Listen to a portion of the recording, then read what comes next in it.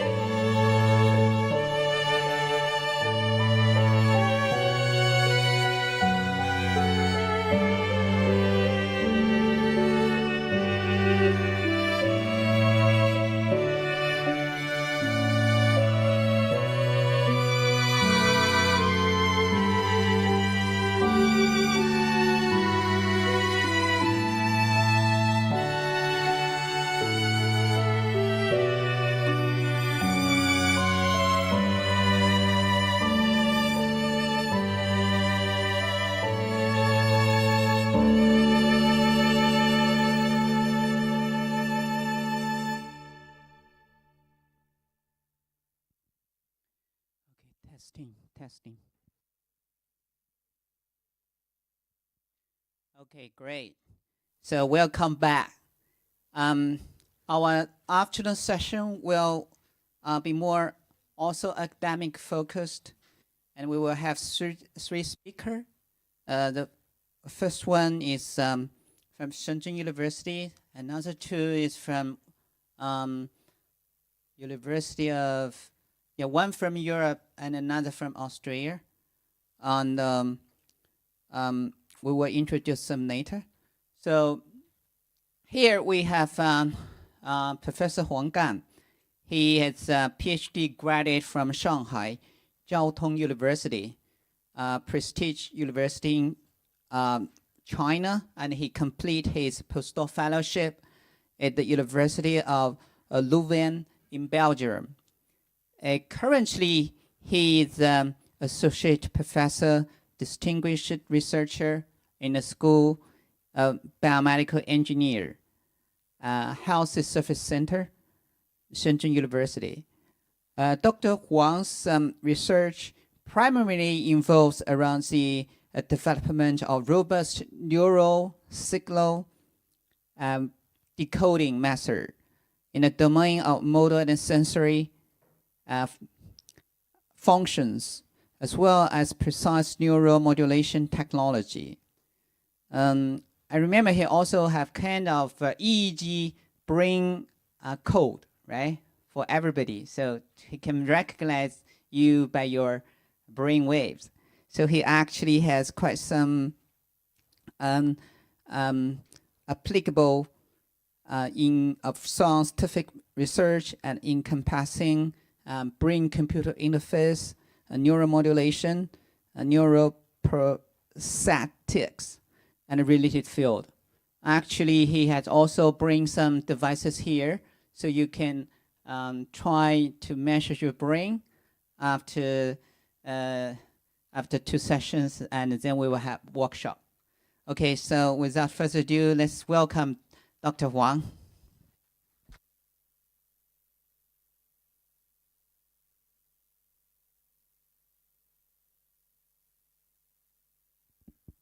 Wait. Hello.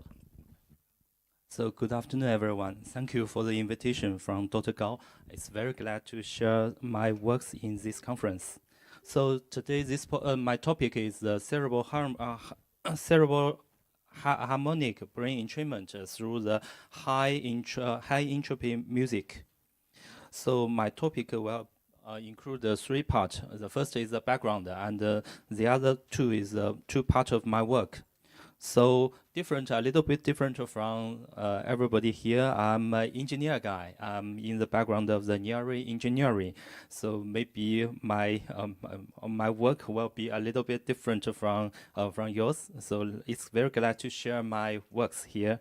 So my story begin with the topic of the brain-computer interface. So brain-computer interface provides direct channels to communicate between the brain and the external device. Traditionally, the brain-computer interface focus on the brain decoder. As the picture showed, we extract the brain signals and using some signal processing technology and the machine learning tools to decode what you want and what you are thinking about, and then you are use it to control some external device.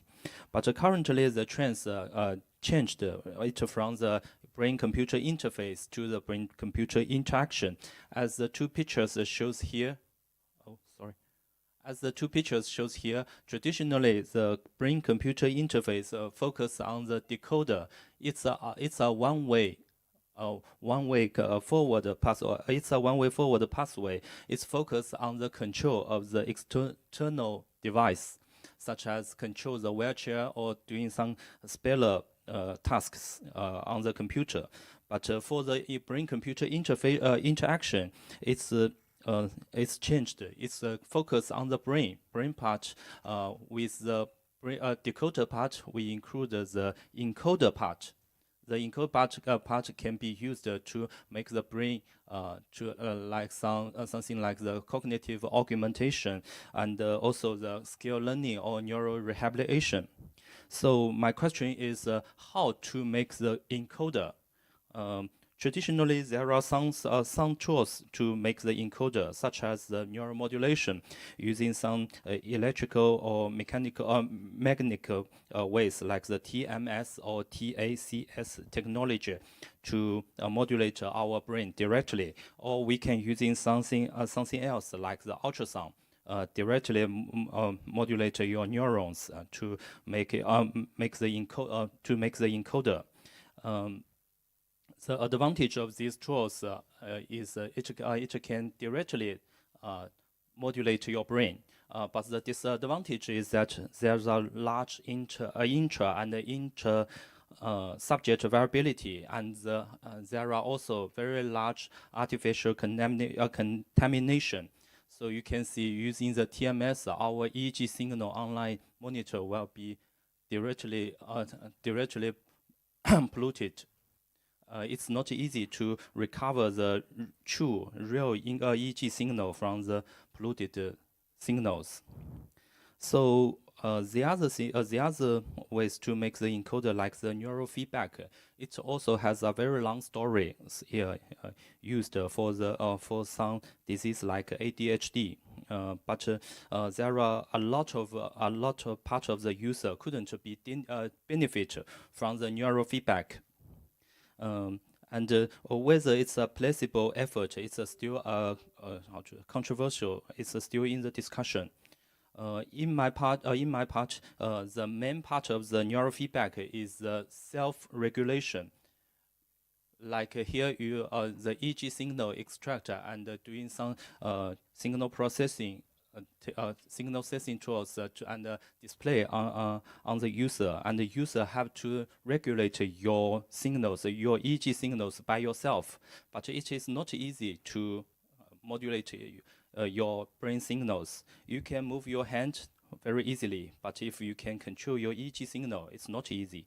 And it's need to train. And after the training, there are still a large part of the subject user couldn't modulate their EEG signal very efficiently.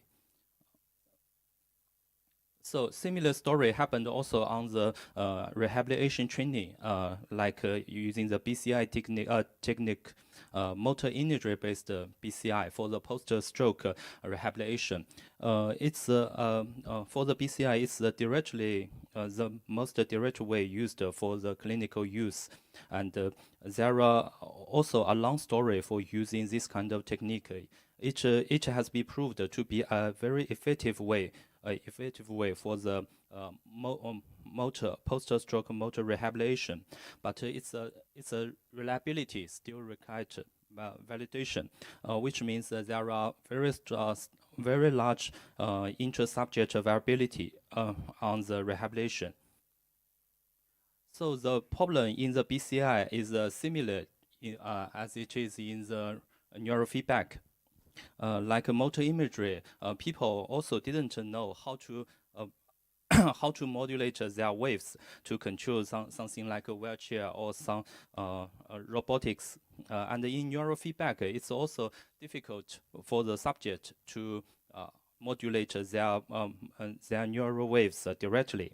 So another part of the BCI paradigm is SSVP. The BCI efficiency problem in the motor imagery paradigm is very serious, but it is not very seriously in the SSVP. So what is SSVP? It's another just a very simple paradigms. From the screen, there are some flash with a certain frequency, like a black, white, it's a square flash on the screen. When you watching on the flashing light, your brain, especially on the occipital areas, your brain wave will also have the same frequency oscillation. It's just we using the light auditory or the verbal tactile, you can also enlight this kind of the brain waves. And this is the idea about the brain neural entrainment. The neural entrainment is the synchronize of the brain signals, brain oscillation with the external rhythmic stimulus. Like here, if you stimulate one times, you can have a brain response just for one time. If you stimulate the brain continuously with a certain reason, then the brain will have the same reasons. That is just the simply of the neural entrainment. So our problem is that with the closed looped with the with the currently technique of the encoder technique, we meet the great problem on the intra and inter subject variability. We think that the closed loop feedback will overcome this kind of the individual variability. And another thing is that with the TMS, TDCS artificials, we can use in the natural auditory or visual stimulus to avoid this kind of the artificial contamination and close the loop. So we will using the neural entrainment technique to make the closed loop feedback and to do the neuromodulation. So firstly, we do make the closed loop neuromodulation. Compared with the open loop, we think closed loop will have several advantages. Like here, traditionally, if we will do some brain stimulus, the parameters are already predetermined, which could be determined by experience or by some neurologist. It couldn't adjust during the stimulus. However, with the closed loop brain stimulation, we can using the sensors to detect some types of biomarkers, like typically like the EEG measured signals. And with the real-time EEG detections, we can evaluate the brain state and adjust the brain signal stimulus patterns or parameters real time and make the stimulus adaptively. It's a efficient way to avoid the individual variance. So our first target is to modulate the alpha wave, because alpha wave is the most obviously EEG signal in our brains, and which is most obviously in our occipital areas. So how to modulate the alpha wave with the closed loop modality? Here we simplify the alpha oscillation as a simple pendulums, just like here. I think it's some knowledge about the physics in the high school. So without the external stimulus, we think the alpha wave just like the pendulums. With a certain amplitude.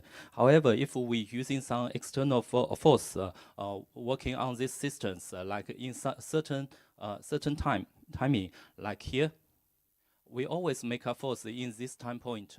Then the amplitude of the system will be stronger. Then we can modulate the alpha wave much stronger. If we using the same force, but in the different phase, then you can see the phase always against the moving of the ball. Then the amplitude of the system will be reduced. So if the alpha wave is just simplified like the simple pendulums, then if we can do the phase lock modulation, phase lock stimulus, and to modulate the alpha wave. So there are also some evidence in the EEG experiment to support our hypothesis. Like here, if we make some flash stimulus here in the different phase of the alpha wave, then we can have the different response. So the how to say the alpha wave is phase sensitive. With a different phase, we can have the different response here. And with this hypsis, we do the external regulated neurofeedback systems. The system is just like this. Here we extract our EEG signals and do the online filter to just extract their alpha wave and detect the phase. And using the phase, we add a simple delay to estimate the other phase. Here we just the zero cross point, and if we want to estimate which time for the peak, then we just add the phase, add a simple delay, and with the delay we can trigger the stimulus to make a flash. With just this kind of the simple device assistance, we make the face locked stimulus. And here is some experimental design. There are several details. I think I can skip it. We just make the measurement of the resting state VP and also some very short time of the SSVP, and then a large session, long time for different phase of the face locked stimulus. So here is the result. The result, I think, is very agree with our hypsis. With different phase, we can modulate our alpha wave. So the delay covered the 2 period, almost 200 millisecond, 2 period of the alpha wave. So the modulation effort also have 2 period, means it covers the whole 2 period of the alpha wave. And you can see this is the resting state EEG, the power of the resting state EEG. With a certain phase we stimulate, it can reduce the alpha power. And with certain phase, we can increase, we can strengthen the power of the alpha wave. Compared with the open loop, so the SSVP is the open loop modulation. It can be also more higher. So this is one subject, the result of one subject. We do the closed loop feedback here, external regulated neurofeedback in the 20 seconds. Compared with the control conditions, it can efficiently increase the alpha wave in certain phase, and also in another phase it can decrease the phase efficiently. Here is all the 20 subjects for the 2 session of the experiment. You can see almost all subjects can efficiently modulate their alpha waves by this kind of paradigm. So this is the averaged effort for the modulation. And this is the statistic comparison as the maxima phase and the minima phase of the proposed external regulated neurofeedback technique compared with the REST and the SSVP stimulus. So all the comparisons, p-value are significantly. So here is the summary of the external regulated neurofeedback technique compared with the currently exist neurofeedback or the other neuromodulation technique. Most importantly, our technique is a closed loop, and it can using the sensory modulation technique to modulate our alpha wave. And compared with the other like neurofeedback technique, we didn't need users to take participating or training. It directly modulates our alpha wave by the technique of the so-called the neural entrainment technician. And with the other technique, it's a closed loop. It can be more efficiently, more robust, with less variability among subjects. So here is just the summary of the this table. so I didn't repeatedly. And also we can make an explanation about why that we have the result like the modulate the alpha wave and also the frequency. Here I think it's some study on the neurodynamics. We can just simply skip it. After the modulation of the neural waves, we further want to know how it can influence our behaviors. So we do the experiment on the working memory. Here we employed a experiment named unback. Just like here, traditionally the unback is just like two back, like a 5 plus 5 plus 5.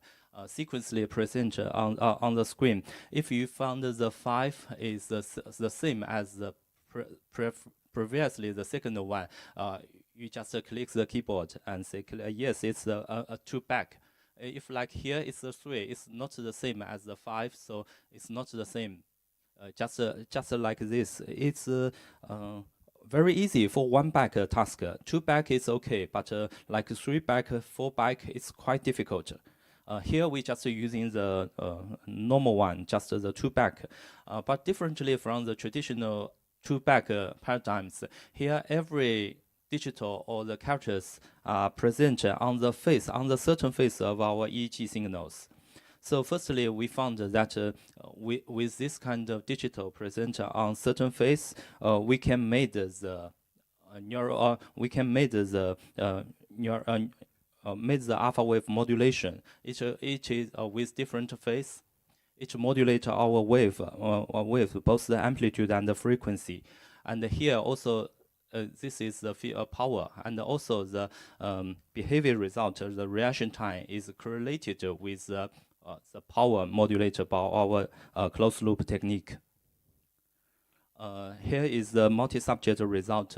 The behavior results are correlated with the brain waves here. But we also have some other strange point. Actually, we couldn't explain it. So after the visual, after the closed loop modality with the visual feedback, we also have the following questions. Here with the visual stimulus, we can only stimulate the alpha wave on the OZ or the occipital areas. If we want to modulate our cognitive behaviors, we need to modulate the other brain waves on the other side or on the other frequency band. Especially for the cognitive behaviors, we most interested in the frontal lobe, and also we are interested in the theta band. So here you can see if we stimulate alpha on the CZ or theta on the same OZ, the effort is not so strong, not very clearly. Here we using the visual stimulus, and could we do something optional? Could we have some optional ways to modulate the other band? Actually, we didn't have too much solutions. What we can only do is instead of the visual stimulus, we can use in the auditory stimulus. You use the auditory stimulus, but the from technical part, the auditory stimulus. It's difficult for us to using to make the closed loop modulation.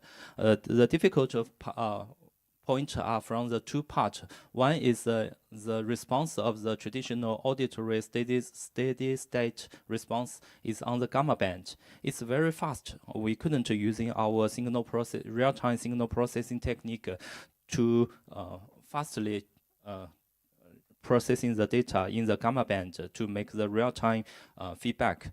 Another thing is that the gamma band signal is very, very small. From the neuroengineering part, it's difficult for us to decode the signal and make the phase estimation very, very precise. So from this part, we go into the third part of our study is high auditory high entropy response. So with the traditionally ASSR response, ASSR, it's just a stimulus our brain like a da da da da da da da. Da. It's have the maximum response on the gamma band, but the amplitude is also not very strong. The small amplitude is induced by the effort of the repeat reduce. Like if you just heard one sound, you have a very strong brain response. But if you had da da da da da, then your brain response will be reduced very obviously. So we are thinking if we want to continuously stimulate our brain and avoid the repeat reduce effort, then we can make a not reduced continuous stimulus. Like here we proposed the high entropy response, different from the zero entropy paradigms. It's just like do do do do do do do do, just unpredictable sequence, stimulus sequence. It's just using the uncertainty sequence. Our brain to the information. It's just our brain is just using the mechanism for our brain to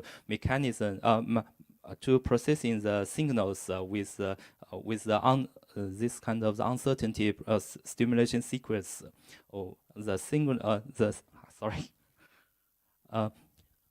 the mechanism of the auditory high response, high entropy response is just for our brain to processing the information in the uncertainty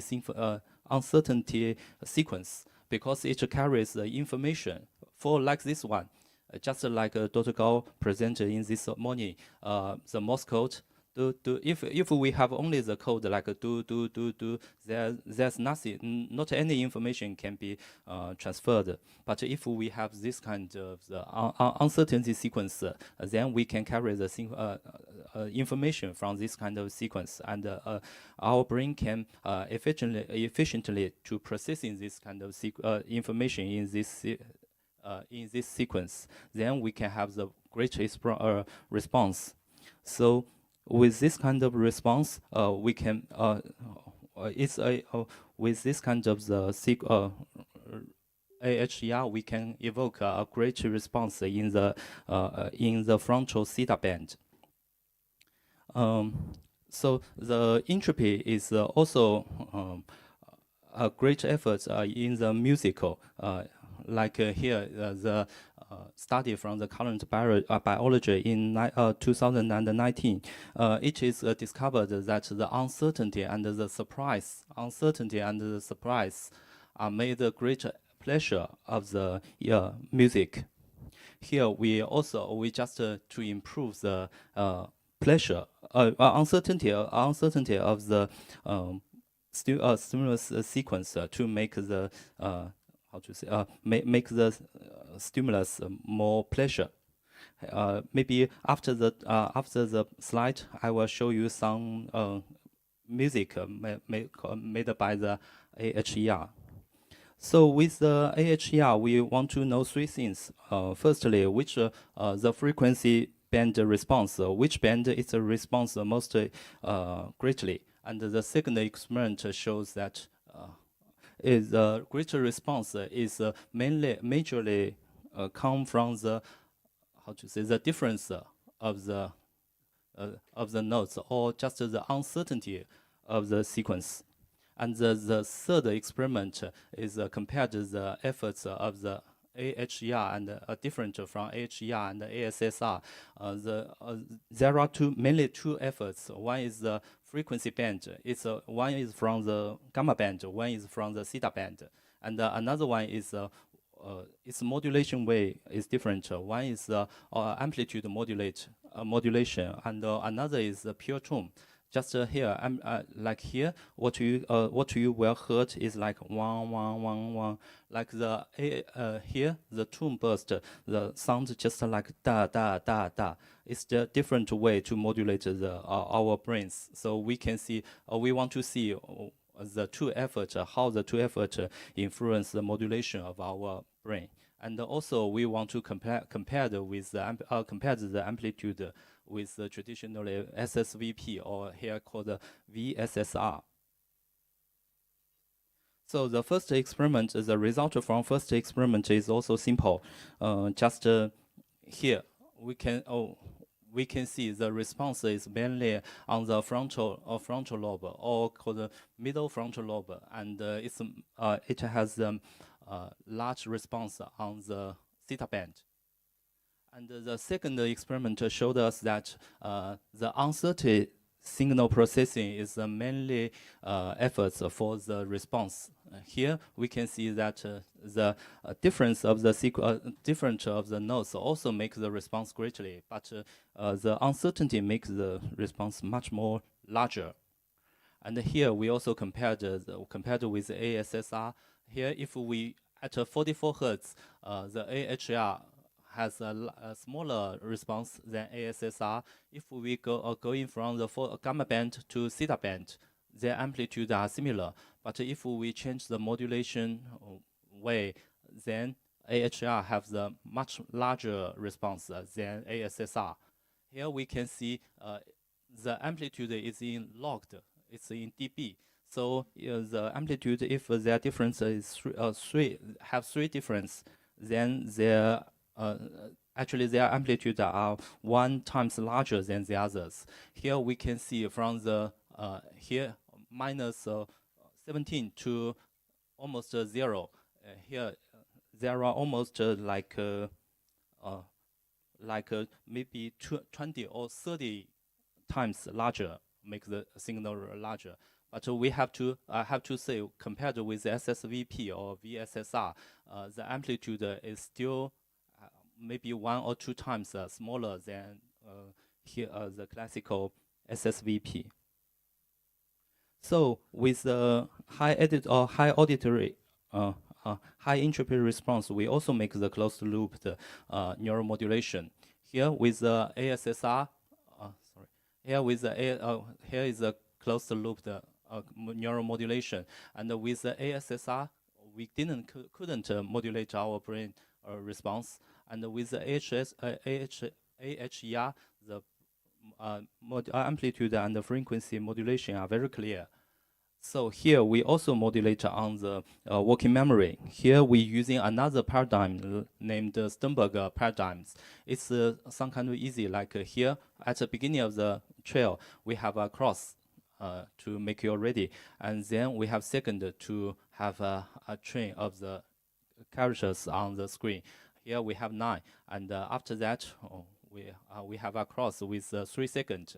After that, 1 characters show on the screen. You need to ask whether it's in these characters, whether this F in this one, if yes or no. And with the time for the memory maintenance, we have the theta band response, quite similar with what we modulated in our AHR paradigms. So here, with the time for the memory maintenance, we made the neuromodulation, and the result also very, very clear. Like with different phase, we have the EEG signals with the frequency and the amplitude and the frequency modulation, and the result also shows very clear that the theta band signal and the behavior result are quite correlated with each other. So after all, I have the take-home message. In this work, we have developed 2 things. One is the closed-loop neuromodulation. Another is the auditory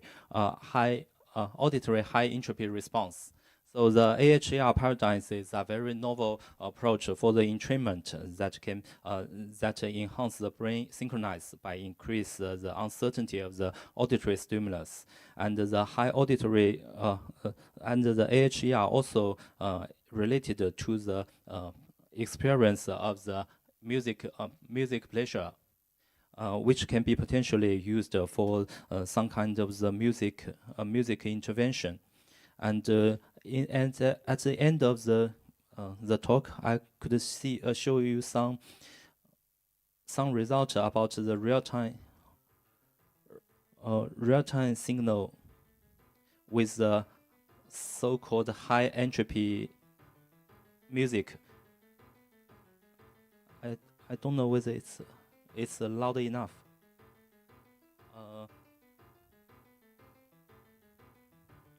We have three segments of this one. Here is just the real-time EEG response, and for me, it's very large. On the real-time response, it's very large, very with the great signal noise for all kinds of the following works, like here.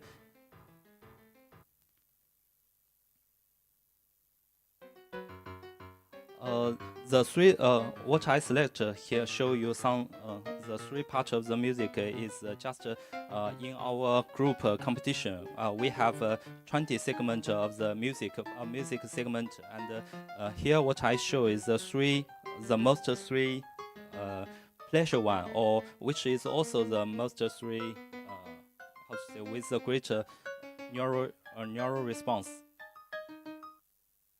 Maybe the later one is the great one. It's just every note is present with the frequency of the 6 Hz, and this one induces the greatly brain response, and also in the all kinds of the music sequence, each is the most pleasure one. And I think in the following workshop, if you have some interesting, I have the very easy EEG device to real-time measure your high entropy response. It's very easy. Maybe we just need 5 minutes to prepare. If everyone want to see your brain signals, so you can have a try. Okay. That's all. Thank you.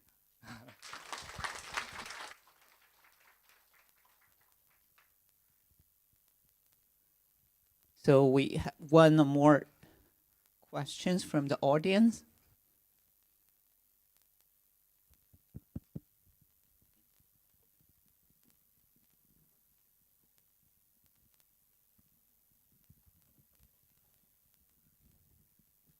Thank you, Dr. Huang. It's very thankful for your really, really wonderful presentation and a lot of interesting study design. So thank you so much for sharing. Actually, I have a couple of questions about the study design. So the first one is, because I noticed that you do a lot of the EEG reflection study about for the different sound stimulation. So I would like to ask about the effective sample size. So how many sample is gonna enough to make this conclusion? Thank you for your questions. Actually, it's a very good question. For the engineering part, it's directly depends on the signal noise ratio. For the AHER response, it has a very high response, the amplitude. So the signal noise ratio are quite good. So it's like in our experiment here, we just using 20 subjects, and each time the time for the modulation is 20 seconds. So it's in the EEG experiment, it's very short time to me.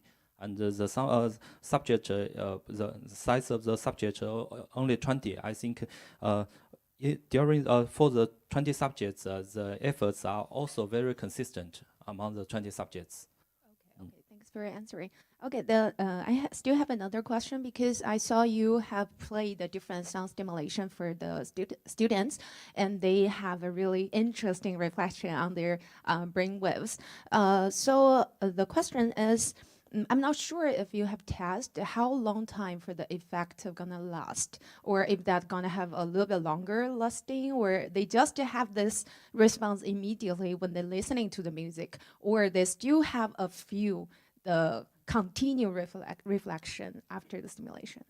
Yes, it's also a very interesting question. Actually, we are doing some study on this, but the result maybe currently I'm not so clearly for us. It's a ongoing experiment. Here we do the experiment. Actually, maybe for your question, actually, I have skipped slide, that compared to MMN, like the paradigm of the MMN, we always focus on the effort during the stimulus. Actually, it has some efforts for the after the stimulus going, but how long for its last? Actually, I didn't have the idea. In my feelings, in my experience, it's maybe last maybe half an hour to maybe even longer than 2 hours. But for maybe several days, actually, I didn't know. Like MMN, our AHR also have. For me, I think it's also have the similar efforts, have some lasting the post-stimulus efforts, but how long it lasts, actually, I didn't have a very clear idea.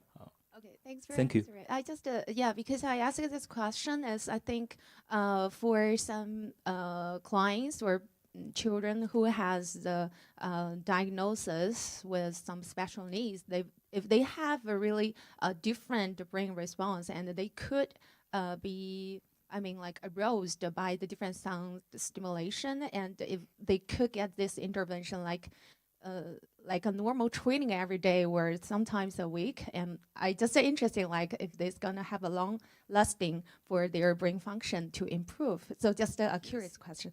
And I still have another question, sorry. For the high entropy sound stimulation, that is a very interesting definition, I feel like. It's because I'm not sure if I understand it correctly. For the high entropy sound, some of the auditory, they are uncertainty for the audience. They are not sure what they're gonna hear for the next sound. So because I noticed your sound stimulation, most of them uncertainty with the melody, I mean like with the tone different. But for the music, we still have another different elements like the rhythm, like the duration. For the same tone, if they don't don't know what they're gonna hear the duration of the song, if this could also belongs to the high entropy sound stimulation. Yes. Actually, this is also the question I care about.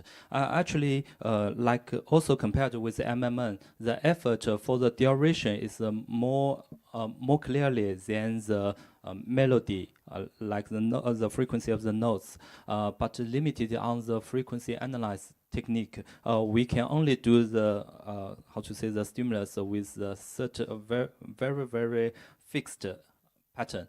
So it's just for us, we didn't have the technique to measure the response very clearly. So here, what we do is just da, always the same rhythm. We haven't do the change the duration. But I think the duration for the entropy things would be quite stronger. Just we couldn't measure it. Yeah. Thank you. Hi, Dr. Wang. Just a very general question. I'm just curious about that. Because you showed us that some music, whether it is same tone or different with different melody, it can stimulate the brain. But I'm curious about, in fact, we don't know whether this stimulation is good or not. Sorry? Whether this stimulation is good or not. Whether For example, some people, they may not need such stimulation, or the stimulation, the overstimulation will irritate some other conditions. Yes. Actually, this question is also I care about. During the experiment, I also as a subject to quite a lot of the high entropy response. How to say? Just make what the feeling is. Just you can say it's a pleasure. It's just like how to say itchy. How to say you like the kids make you itchy. How to say like Itchy. yeah. If it's just doing something slightly, it's make you directly want to smile. Then after if you're doing it more frequently, then maybe I will feeling annoying, or it's a lot of how to say too noisy. Like for me, I have the feelings about this kind of response. Yeah. Thank you. So also the question about the definition about the pleasure. Also, what means pleasure? Like here, I just like he. I didn't know the English name. Ichi, like here, I think it's some kind of the pleasure, but it's very directly. But if the other things, some kind of pleasure, like the happiness, or you, how to say, you achieved a very great achievement, I think it's a quite different feeling about the pleasure. So for your question, I think it's also I'm asking about myself. Also, I'm thinking, yeah. Thank you. Okay, great. Thank you, Dr. Huang, for your very nice presentation. I hope that you can work on the alpha wave band, which is more meditation related, so we can meditate better in the future. Thank you. So our next speaker will be Dr. Skouras. He's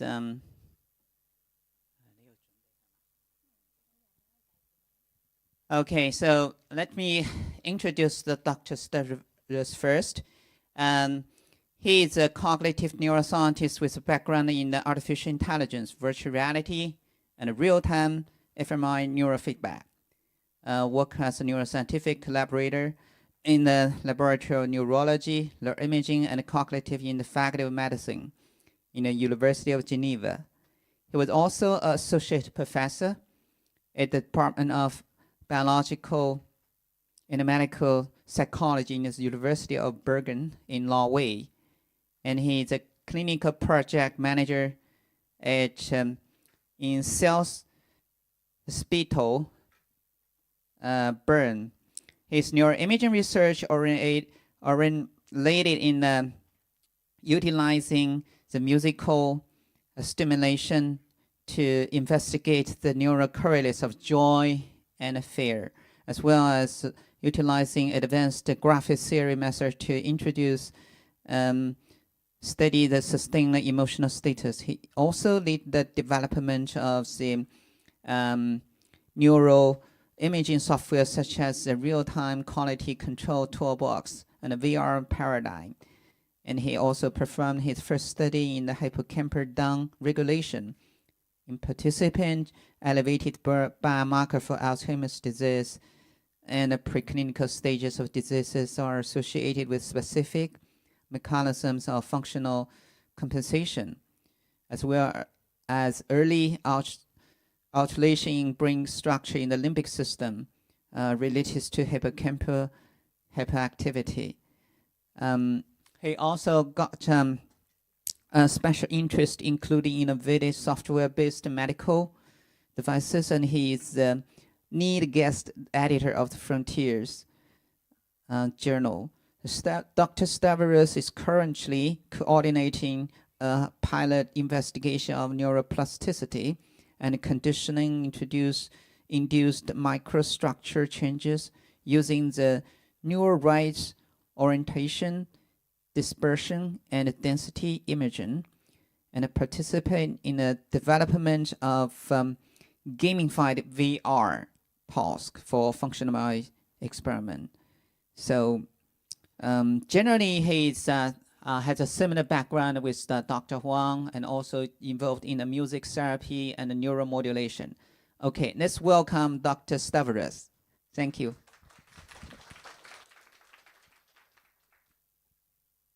Good afternoon in Hong Kong and good morning from Europe. Thank you very much for the invitation. I'm sharing my screen and I hope that you can see and hear me well. Yes, we got it. Wonderful.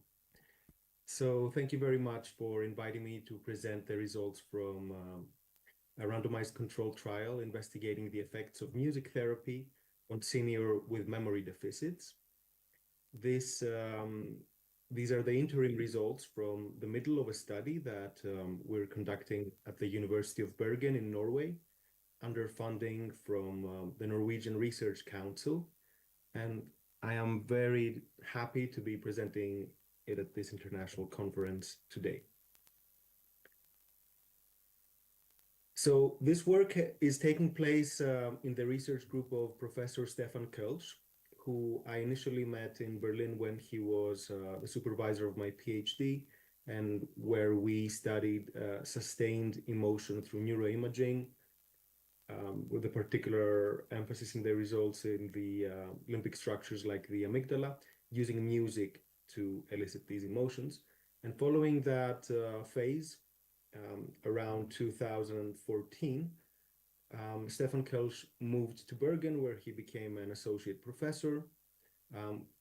In the same time, I moved to Barcelona, where I specialized in Alzheimer's research and the development of neuromarkers, including through the use of neurofeedback with virtual reality and real-time fMRI, and developed also an expertise in clinical studies under the supervision of Dr. Jose Luis Molinuevo. 4 years later, I joined Professor Kölsch's group again in Norway to be the project manager and the study coordinator of this clinical research that I'm presenting today. So here's an overview of my talk. I will provide a little bit of a background regarding the theory and the motivation behind the study. Then I will present to you the study design, the interim results, with a particular emphasis on the neuropsychological findings we have so far, and the future directions, what we aim to do next, and what you can expect to see published in the next months. So first of all, regarding the motivation for this study, Alzheimer's disease poses a big challenge, as it is a neurodegenerative disease with devastating effects, characterized by memory impairment, disordered cognitive function, a decline in language function, changes in affectivity, emotions, and behavior. It is also the most prevalent cause of dementia, and it has disastrous consequences for the quality of life of the patients as well as of their families. And unfortunately, it is becoming quite common as the population ages longer. Almost every fifth person, 1 in 5 people, will develop dementia during their lifetime. Currently, there are approximately 50 million individuals with dementia worldwide. And what is particularly special and troubling about Alzheimer's and dementia in particular is that the costs per year for each patient, because they require 24/7 nursing around the clock, often for many decades, this makes the healthcare systems unsustainable all around the world. And that's why the World Health Organization has declared the prevention of dementia as a public health priority. So this is the motivation behind our study. What can we do to address this challenge through our specialization in the brain and music? How can we delay and prevent Alzheimer's disease? How can we decelerate its progression? Is there a way that we can prolong the functional independence of seniors so that they can remain in their own home and not have to go to a nursing home? And how can we improve their quality of life, both for themselves as well as for their caregivers and family members? This is what motivated the Alzheimer's and Music Therapy project called ALMUTH, which essentially implemented a randomized controlled trial that was funded by the Norwegian Research Foundation, and that included people with Alzheimer's disease, but also earlier signs and symptoms like mild cognitive impairment and subjective cognitive decline, which means that some of the participants felt subjectively themselves, without having had any proper assessment, that their cognition was deteriorating compared to a few years earlier. And even if the official tests of a clinician would not show any objective markers of decline, these participants were still included because the literature has shown that this is indeed a meaningful marker of perhaps the earliest symptoms of Alzheimer's. And the motivation behind the study was also to try to prevent brain aging, as well as to determine what is the optimal time to make such an intervention if it is successful. So we scanned the participants using MRI scanning, magnetic resonance imaging, and we also administered a battery of neuropsychological tests that I will present in more detail. The participants were split into three groups, those undertaking music therapy, those who were in the passive control group that underwent no intervention, and those who were in the physical therapy group that acted as an active control group. And then 1 year later, we repeated the tests, looking primarily for changes related to brain aging and depression.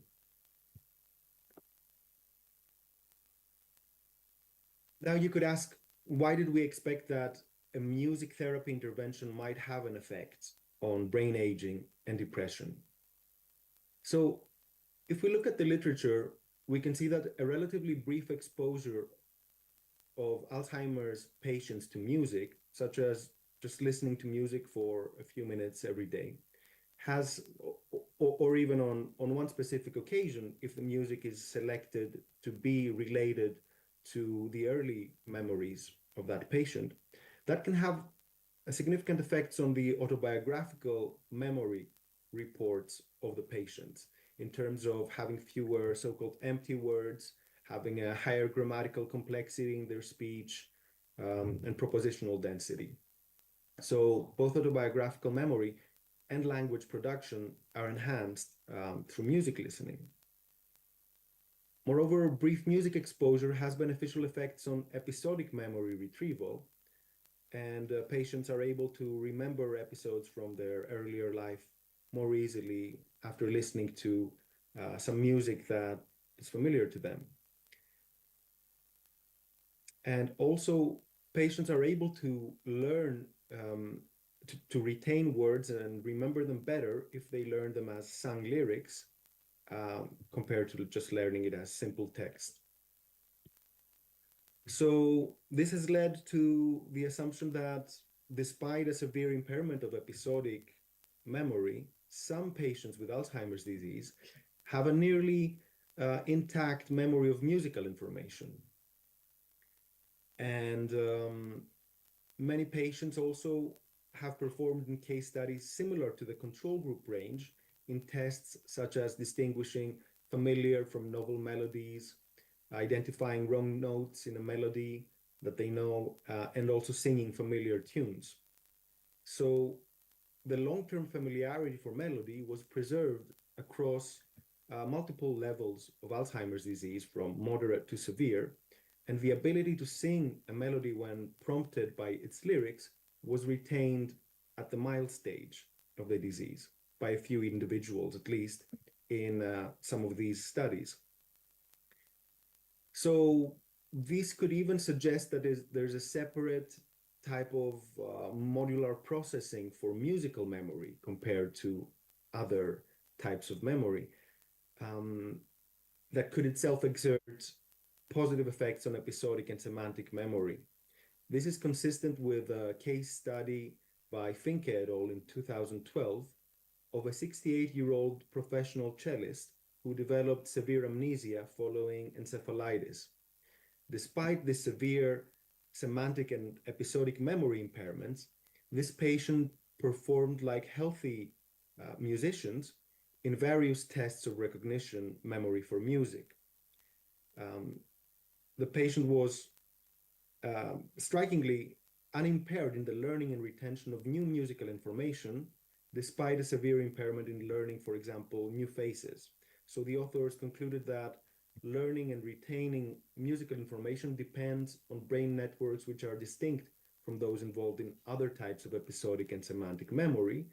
And so learning and memorizing complex musical information constitutes a type of island of intact cognition within a severe amnesic syndrome in that case.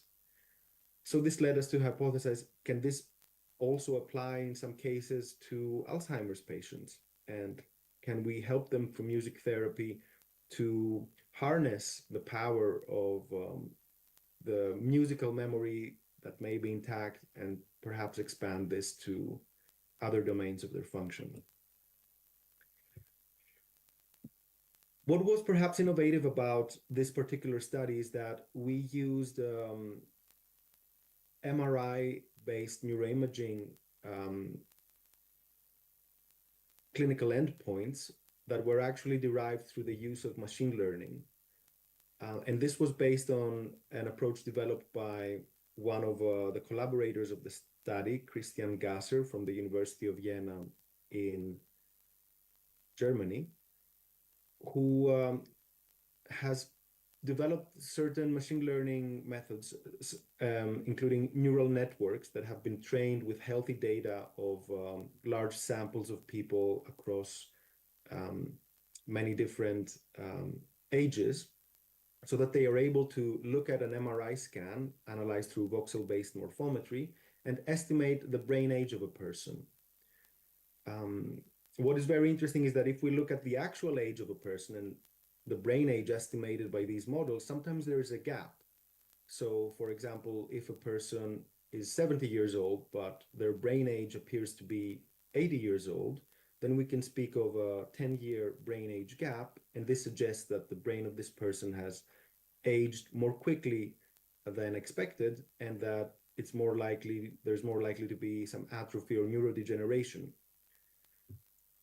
What links this to music in a very interesting way is that the brain age of people who never played any musical instrument is generally around 0 in a healthy sample, but the brain age of musicians is slightly younger, up to 3 or 4 years, let's say, on average. And this effect is more pronounced in amateur musicians compared to professional musicians, suggesting that there is something about the fun aspect of music that might be related to this effect. So this brain age gap was actually the main clinical endpoint that we are hoping to investigate in this clinical study. However, as we scanned the last participant only 2 weeks ago, we are still analyzing the brain data. And today I will present to you some results we already have from a few months ago when we performed an interim analysis on half of our sample and looked at the behavioral and neuropsychological data. So to explain how the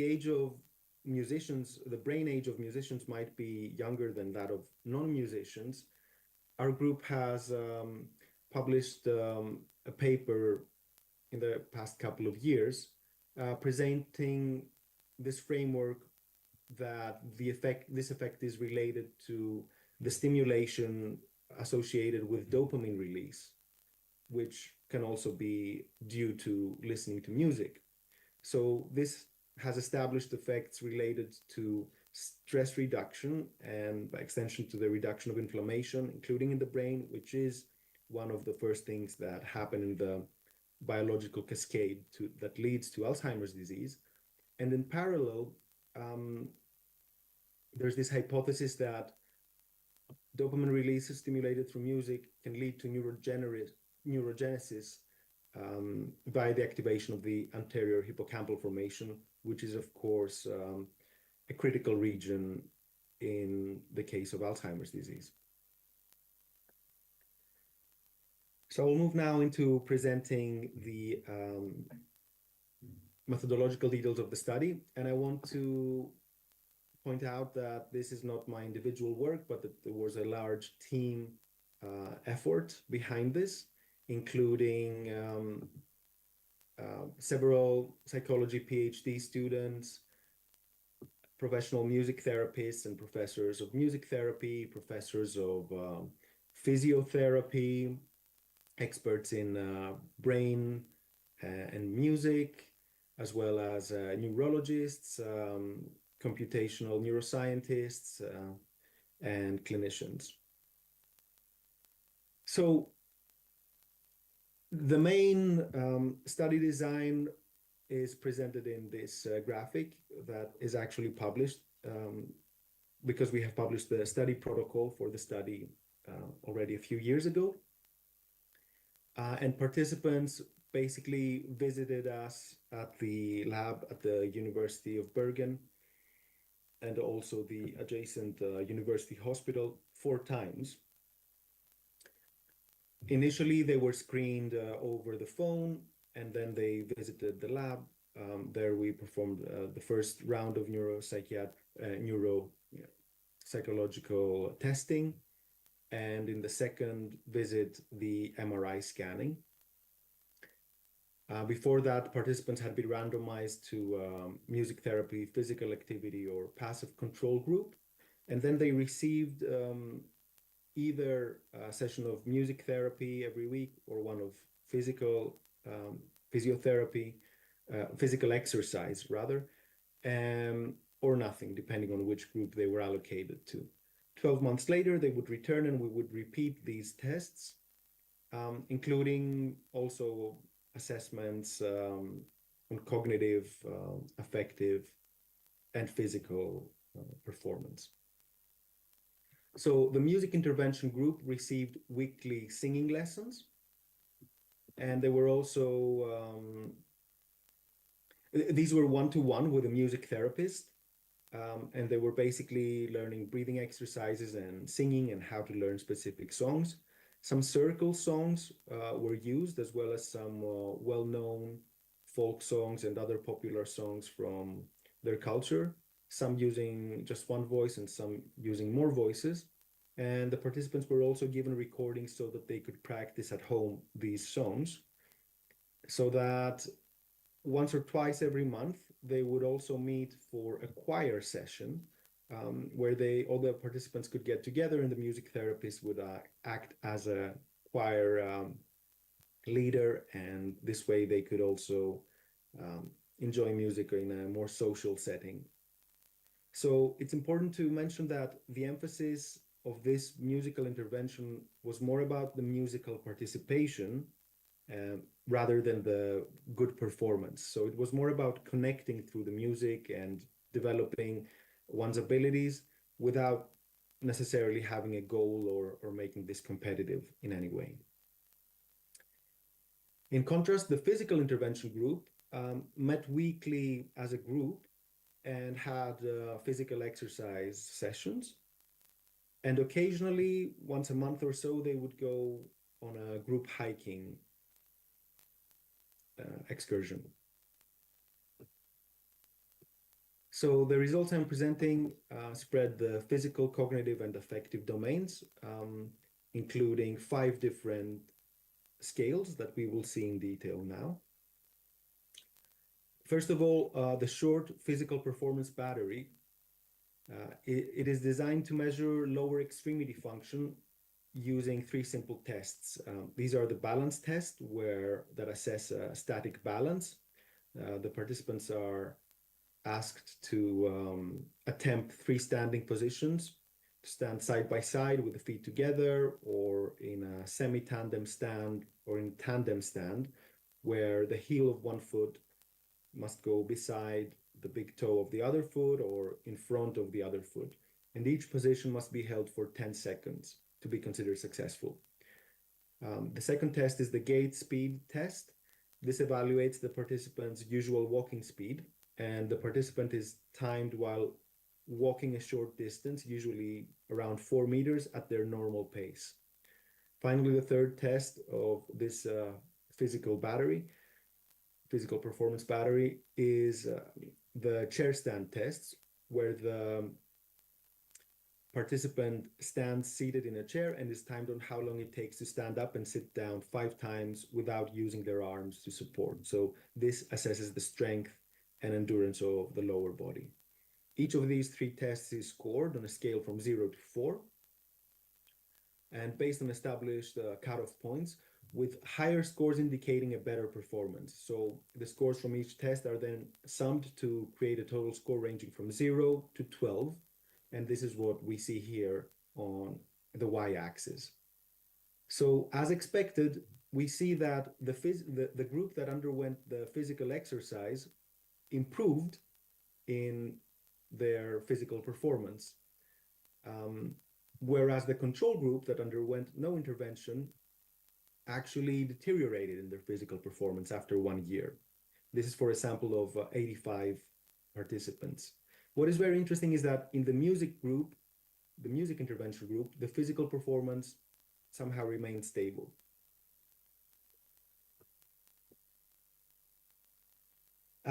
So just to summarize, in this physical performance battery, this is the kind of effect that we would expect to see. And this shows that it's a good sanity test to make sure that everything worked.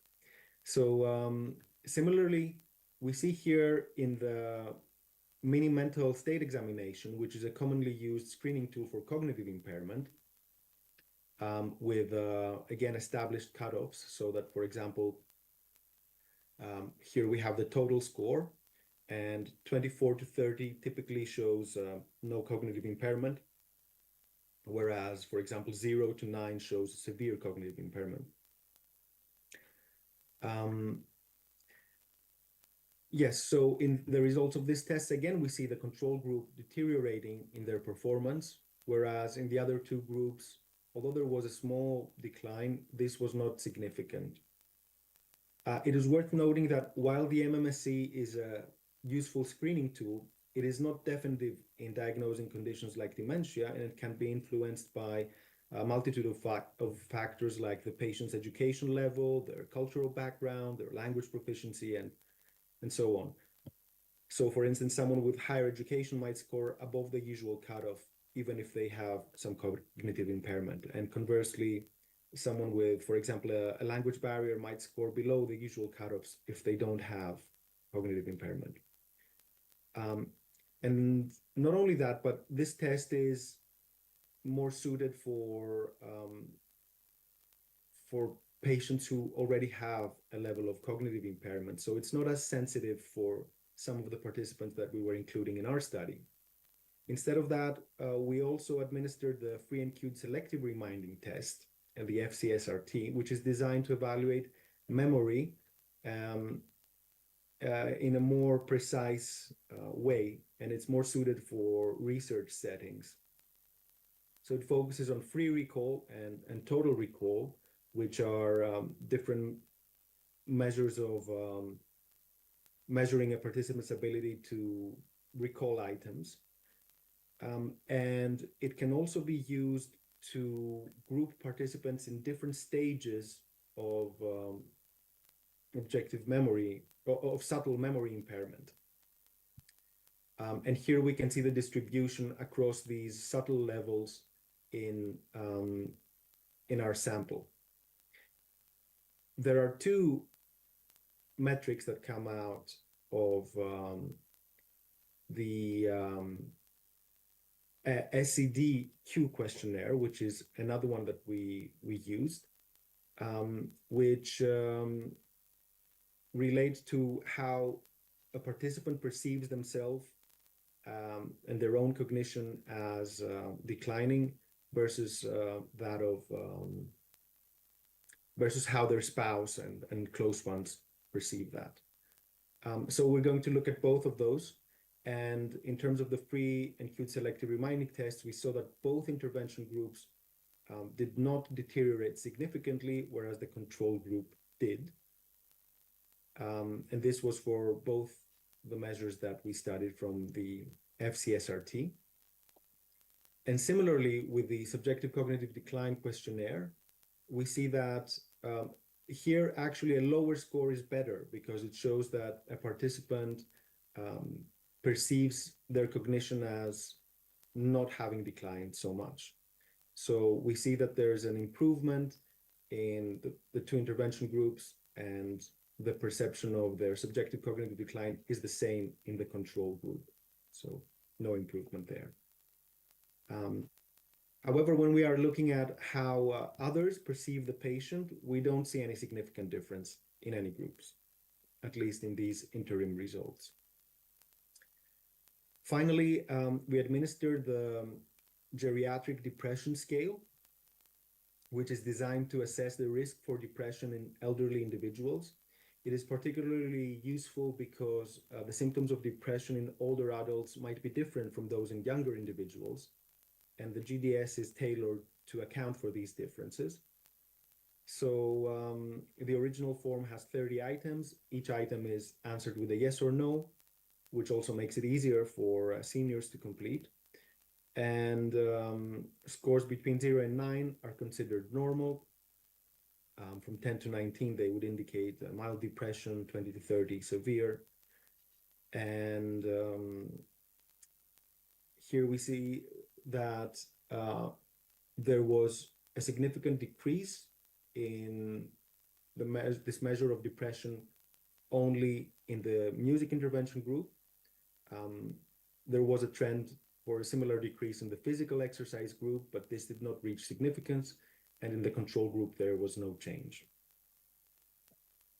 So to summarize the findings so far, we see that the passive control group deteriorated in both physical and memory performance, while both interventions groups did not deteriorate in neither physical nor memory performance after 1 year. We also saw that both intervention groups improved their subjective perception of cognition. And then we also had some intervention-specific effects. We saw that physical intervention improved physical performance as expected, and music intervention improved emotional well-being. We would call it as the geriatric depression scale range was actually not in the range of depression, at least on average. So what we aim to do next, we want to understand, does either of these interventions accelerate brain aging? And this is what we're currently analyzing. And in doing this, we're also modeling the number of sessions. So some participants missed some of their intervention sessions due to illness or holidays and so on. And so this is an important covariate that we need to include in the neuroimaging models. And we also want to investigate further certain cases of outliers in the control group who did not follow the trend of the group and instead improved a lot. So we want to understand what type of lifestyle changes they may have made outside of our clinical study that could have contributed to this. Furthermore, we want to understand at which stage of a subtle memory impairment would it be best to intervene with such interventions? And of course, what we can perhaps already conclude is that perhaps combining these two interventions with the physical exercise and the music therapy, for example, through a dancing and singing program, would be most beneficial. And we're looking into ways of funding and implementing a free community program for local adults, at least locally in the area of Bergen, to begin with, while also thinking of expanding this project into an international version, sharing our protocols and having it replicated in other places. So if you're interested in learning more about this or participating, please contact me. You can see my email here in the bottom right corner. And I would like to acknowledge the funding we received from the Research Council of Norway, as well as by the Trondheim Stiftelse Foundation and these other organizations, the Institute of Biological and Medical Psychology. And here you can also see some of the key references of the studies I presented. And with this, we have reached the end of my presentation.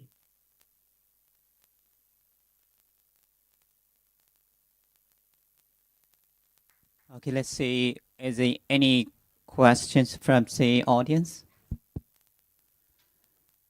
Oh, yeah.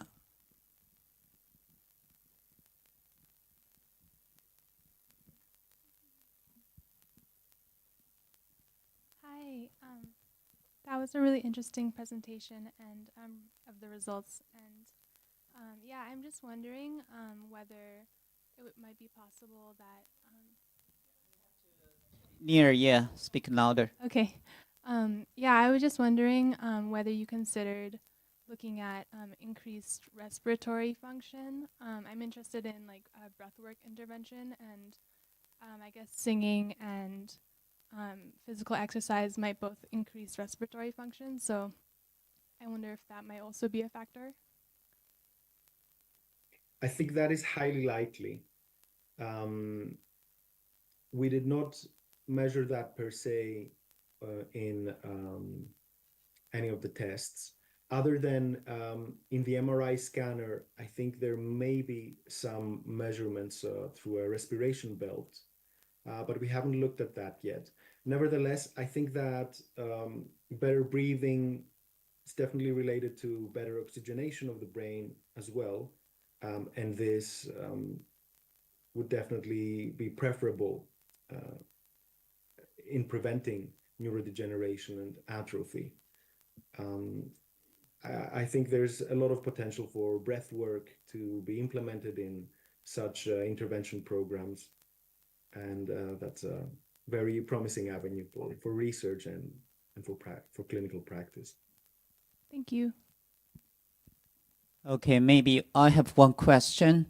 So yeah, that's a very straightforward study. It seems like you use music as physical, and then you proved it. Like you use it or you waste it. So yeah, for your future direction, like how about we combine not musical, that is emotional level, the physical. How about spiritual? I mean, when we do religious chanting, where we are saying and talking, and sometimes even some physical, and then the spiritual side.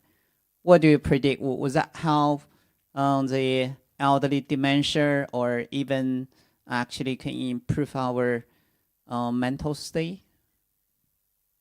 Yes, I think there's definitely a lot of potential there, and we have also seen in studies that we have done together that religious chanting can affect, for example, the power of the delta rhythms. And I think that at the heart of this, this goes back to this theory or this framework that it is the dopamine release and perhaps other hormone balancing mechanisms taking place that reduce stress and inflammation and promote neurogenesis. So I think that there's definitely the potential for these processes to take place or to be triggered through religious practice. And of course, there is a lot of interindividual difference when it comes to such processes. So I think that a good clinical intervention program should look for the type of intervention that creates the most standardized and most predictable type of response across the largest population or across the largest number of patients. Thank you so much, Skouras. Yeah, let's go to next session. Thank you. Thank you very much.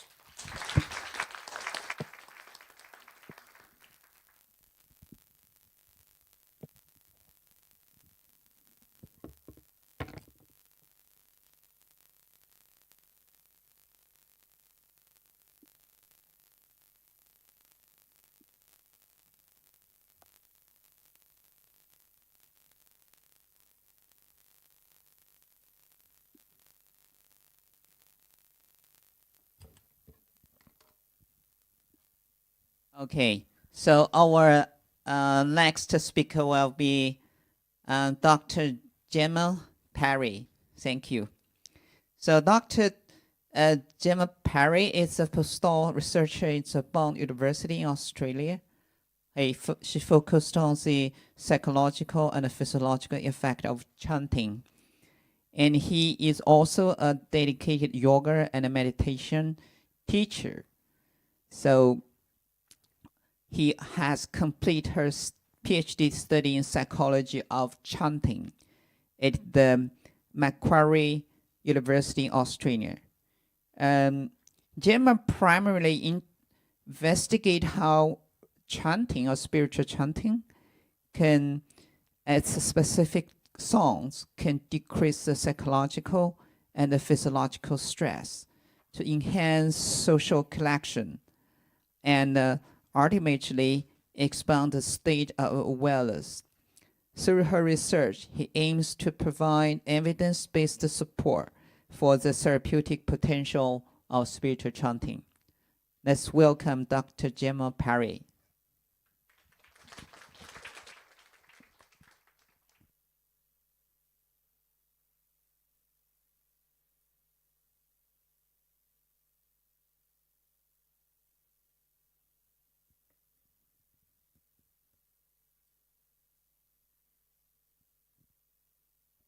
Hello, thank you. I just was having some trouble there for a second, but you can hear me okay and see my slides, I imagine.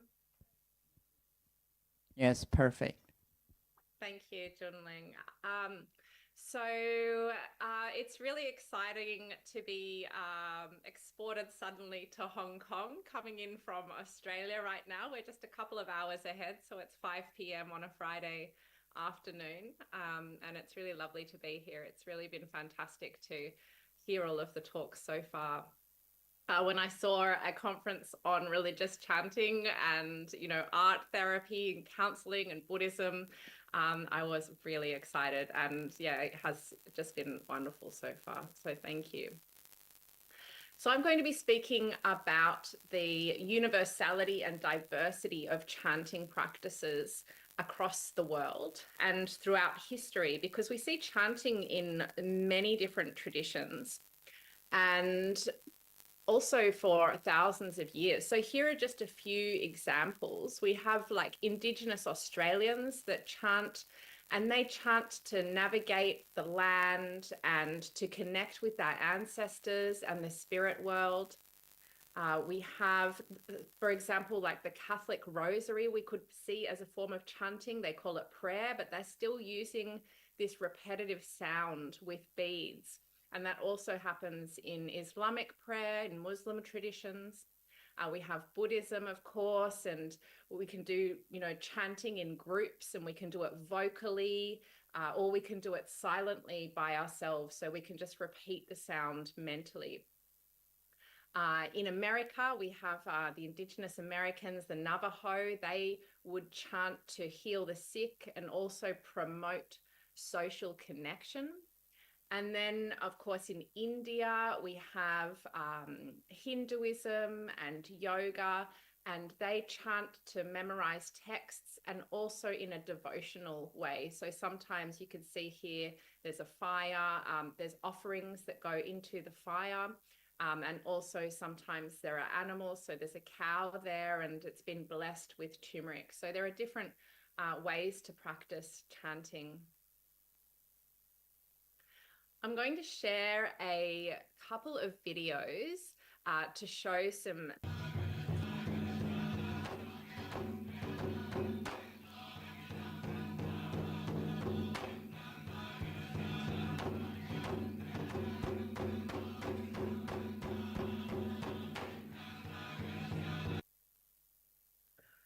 So that one is a fire ceremony, and there's, you know, they use a lot of drums with that one. And I'm trying to show you some practices that maybe you haven't seen so far. So the next one I'll show you is called Takatina. And this one was developed in Austria, not Australia, Austria, so in Europe. And it was developed, this is not a religious style per se, but it is influenced by some of the other traditions in the sounds that it uses. And also it's quite connected to reality.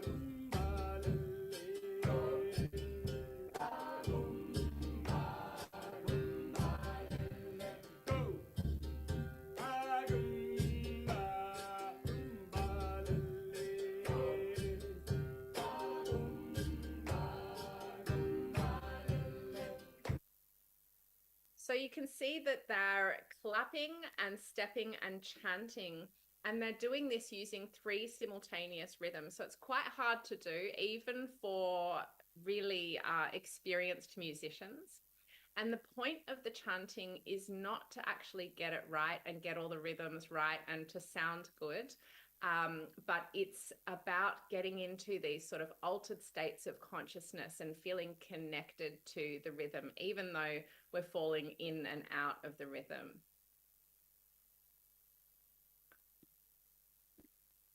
The next one is a call and response type of chanting.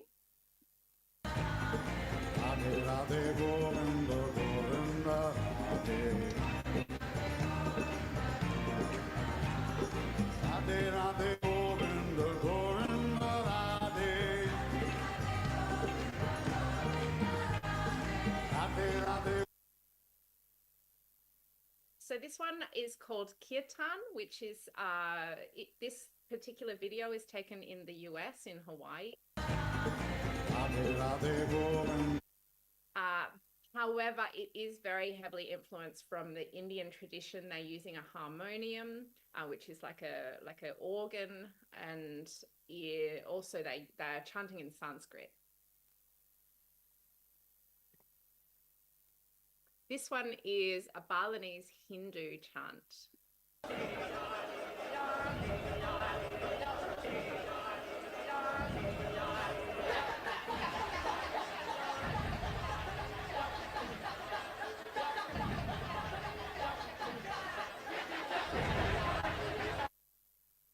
So this one is actually depicting a battle in the Ramayana, so an ancient Hindu text. So these are just a few examples. There's so many different ways to chant. But before I go any further, there's also chanting online, which I don't have an example of, but maybe some of you have tried it. I'm on Zoom now, for example, and so some people have come online to chant, especially during the pandemic and lockdown, and also using apps. So Insight Timer is an app that has quite a lot of chanting on it. Now, who am I and what's my position in this chanting world? How did I land at a religious chanting conference presenting on chanting? So I came to the practice of chanting about 15 years ago, and I was doing yoga, and I had a yoga therapist at the time that recommended that I tried chanting. So I did. And I really tried it in a lot of different places, and I still continue to try it in different places and traditions. But my practice daily is from a yogic tradition, and I've spent time in Buddhist temples, Hindu temples, Sikh temples, ashrams around the world. I've had a friend teach me Islamic prayers. I have a collection of different prayer beads, and it's been really lovely to connect with all of these communities. I've also practiced in the Amitofo, I think Junling. You were presenting that one. I haven't tried chanting Santa Claus yet, so that could also be interesting. So I do have a deep respect for all of these traditions, and I'm really grateful to the communities and people for sharing their belief systems with me and allowing me to participate in the beautiful practices. So my research is quantitative and qualitative research. So my research is not ethnographical, which it may look like from these photos, but these experiences do help me interpret the data. They help me to understand the traditions as well. So I did speak just before a little bit about Zoom chanting.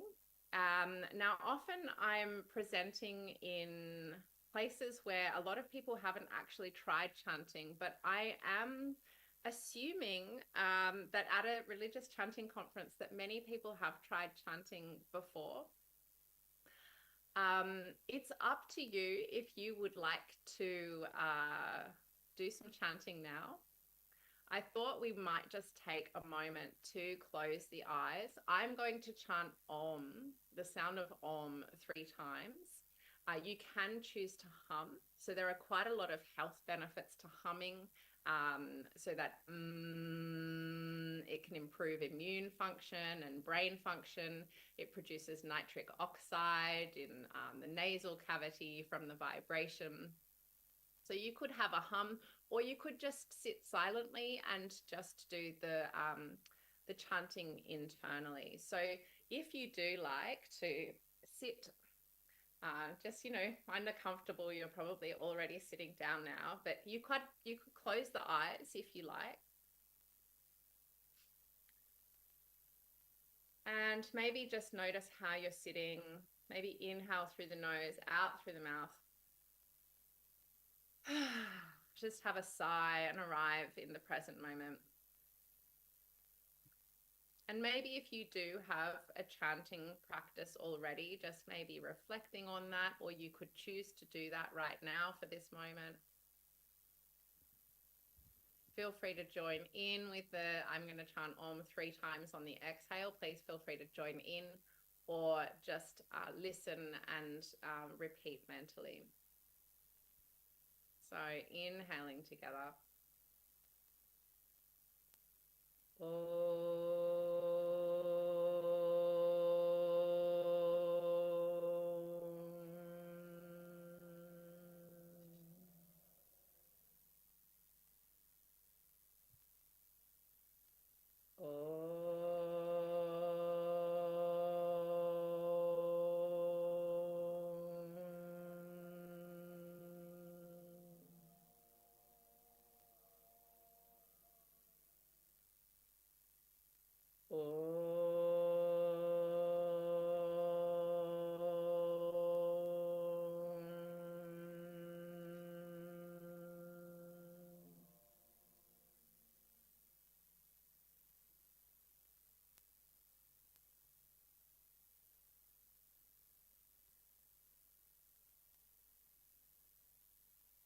And maybe again, just having another sigh in through the nose, out through the mouth. Just notice how you feel. And if you did close the eyes, then just opening the eyes again.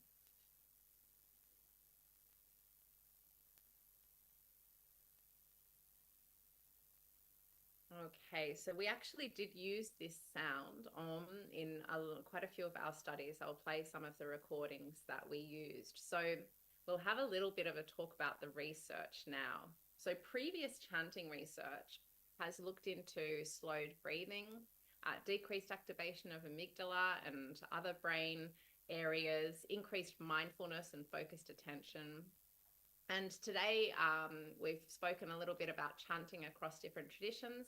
I'll speak about altered states of consciousness, psychosocial benefits, and then some of the mechanisms that we think are having those impacts.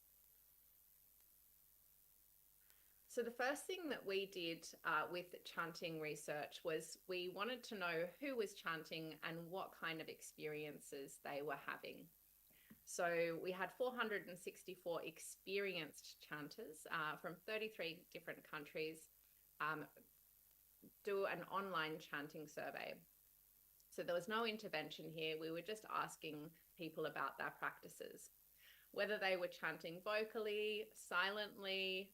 We call it vocal silent chanting just so that it's clear in different traditions. So some people would call it prayer or mantra repetition. Whether they were doing the chanting practices individually or in a group, and also what tradition or culture they were practicing from. We asked them about their experiences, specifically like the cognitive impact and altered states of consciousness. And we used a few different measures for that, and also characteristics of people chanting. So how high were they in things like altruism, religiosity, and absorption. And absorption is where people are really moved by artworks, for example, and are also able to connect with our internal experiences. So we found, we looked at mystical states. So mystical states is an altered state of consciousness, quite a profound alteration in consciousness, where people report feeling a union with their environment or with others or with the universe. And so there's a sense of boundary disruption. We found that we had about like 9 different traditions. We did have a few more, but this is what we had statistical power to compare. So if we didn't have quite enough in each of the traditions, then we put them in another category. So we've just measured this group here, the 9 different traditions. And we found, regardless of the tradition that people were reporting they had practiced their chanting in, 60% of these people were reporting profound alterations in consciousness as measured by this mystical experience questionnaire. And the higher they were in religiosity, the more likely they were to report these experiences.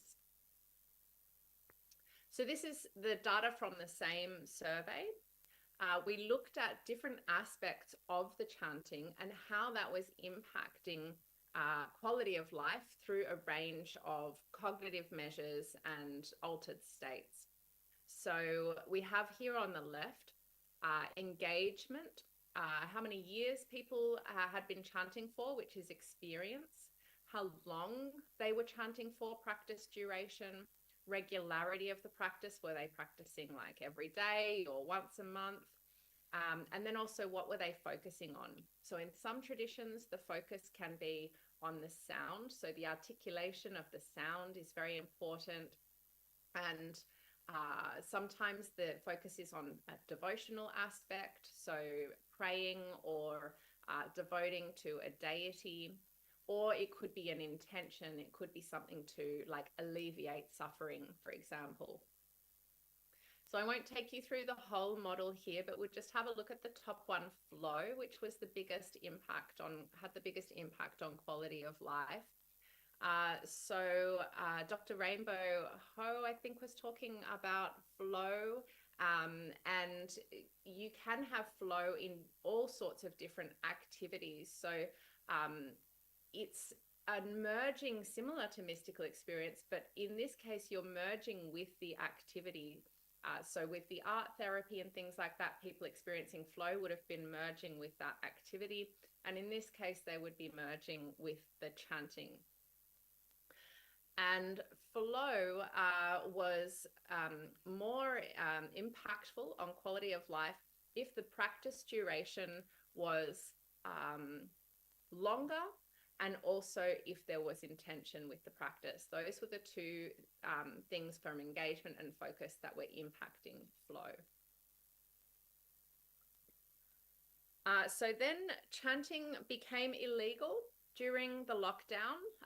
In Australia, we were no longer allowed to actually go and chant or sing in groups. I'm sorry, these slides are moving by themselves.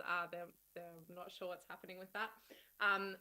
But the chanting became illegal. So we really had to pivot with some of our experiments that we had set up to do group chanting practices. And we met on Zoom. This is Felicity Simpson, and she was driving this study. It was her honours project, and we were putting it onto video conferencing. So we put it onto Zoom very quickly during the lockdown. So we had participants come along to a Zoom session, and they either did a vocal chanting recording, which I'll play for you, or a listening control. And they were either in a group or individual sessions. So this is an example of the group or individual sessions. And we found that online chanting reduced stress and increased positive mood. This is just self-report. And the group chanting helped people feel connected to members of the group. So this is what they were listening to and chanting along with on Zoom.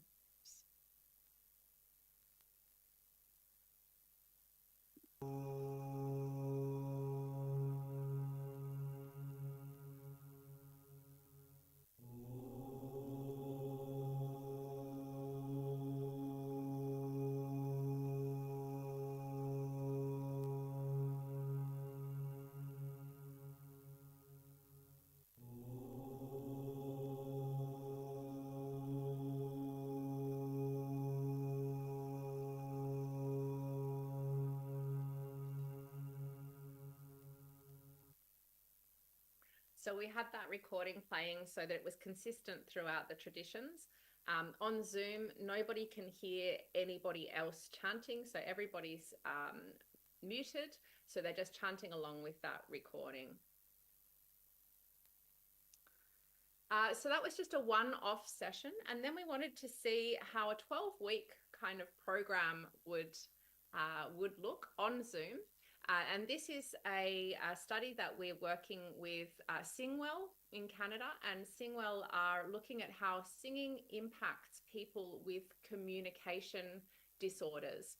So we specifically looked at people with breathing disorders, and we invited them to a 12-week online chanting program where they came to chanting for 1 hour per week and did just 5 minutes of movement, and then 30 to 40 minutes, depending on how many surveys they were doing that night, of a mix of vocal and silent chanting.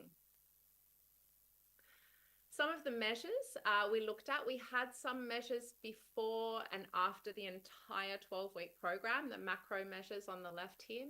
So we looked at breathing, we looked at breath mastery, which is how people can actually manipulate their breathing in a stressful situation, for example. So how much mastery of the breath did people have?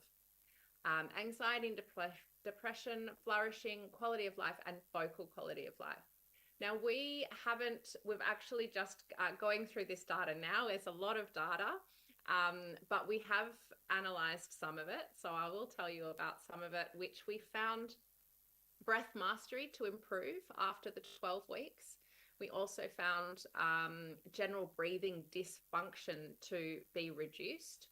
And we found vocal quality of life to be improved, but not general quality of life.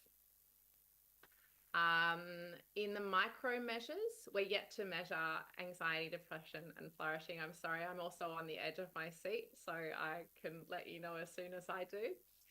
The micro measures we have looked at before and after week 2 and week 5 and week 8 and week 11. So they filled out a questionnaire pre and post chanting for those sessions. We've found so far that social connection and ego disillusion changed pre and post those sessions. And quite a lot of the other ones. I think we found negative affect to be decreased, but positive affect didn't change. Anxiety reduced, and breathing improved. And then we also did some 15-minute one-on-one interviews. So some of the themes that came up in those interviews was connection with others. So a huge sense of being a community. The connection part was really lovely. I really liked the connection with the group. And then spirituality was another theme. I found it very spiritual. The connection with music and chanting lifts my spirit, like being released from the physical world.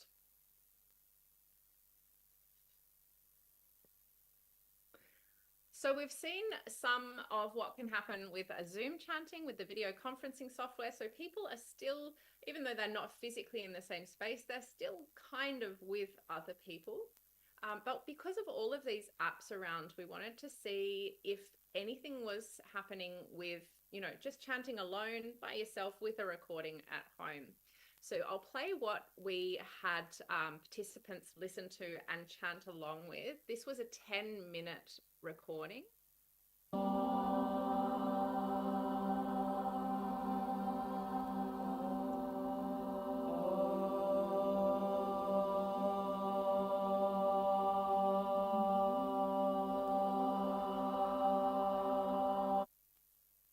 So you can hear that's a little bit different from the one that we previously used in the Zoom sessions, and we've also used that in group chanting as well. And this was so that people felt comfortable to chant with the own rhythm of their breathing, with their own tone of voice. So we had lots of different tones that people could just jump into. And because we did hear that people found that recording, it's quite a long, I think it might be 10 seconds, that sound. So people had to be able to exhale for that length of time. And some people were finding it hard. we wanted people to be comfortable with their own breathing, their own voice, and just tune into that. So that's why that recording was used. And they either did that or they had a listening control condition. And the listening control condition was listening to a story. So just to account for the attention and also the listening aspect, we had that listening control condition. We also were interested to see the difference between experienced and inexperienced chanters. Right, so we looked at ego dissolution.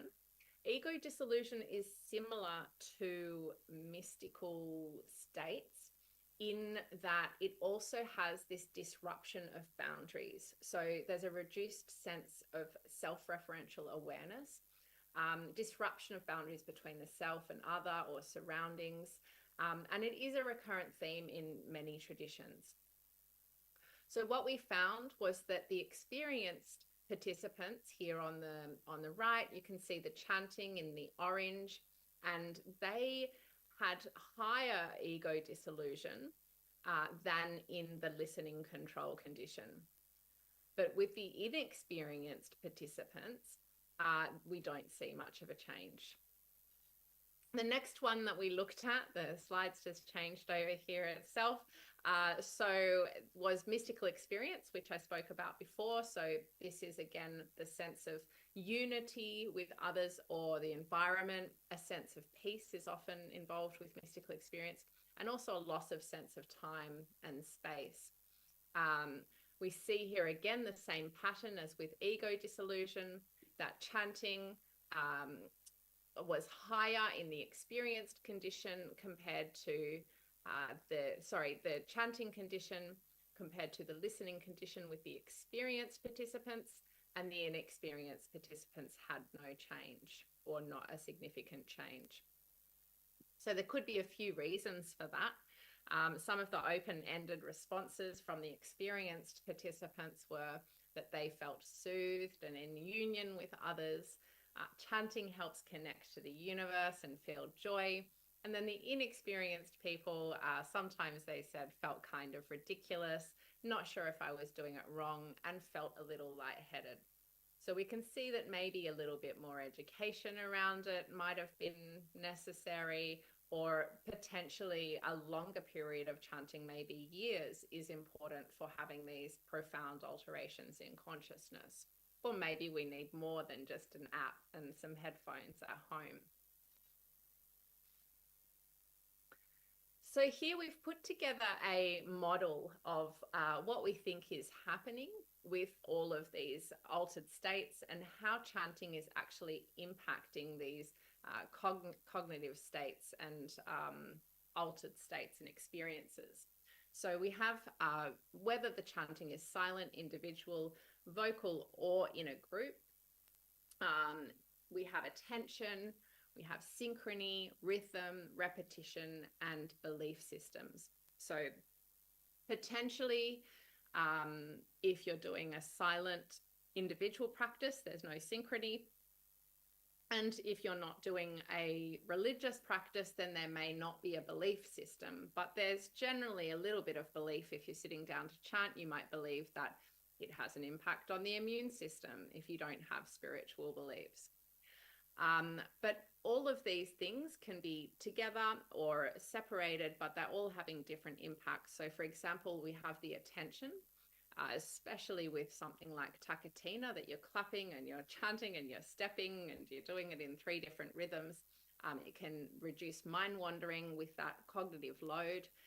Synchrony can lead to the release of oxytocin, dopamine, serotonin, and also this perception action coupling. So if you're in a room with other people chanting and clapping, or swaying, or just even vocalizing, then you can actually just respond to the people in that room, and that can help kind of reduce the boundaries between the self and others.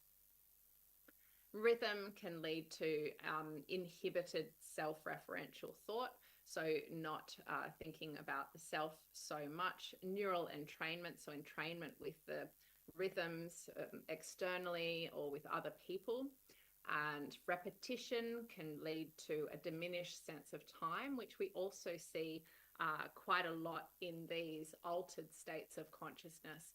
And then the belief can also enhance some of the other aspects. So it can enhance attention and synchrony if you have like a belief system going along with the chanting. And the altered states of consciousness, we also know, do actually lead to positive effects.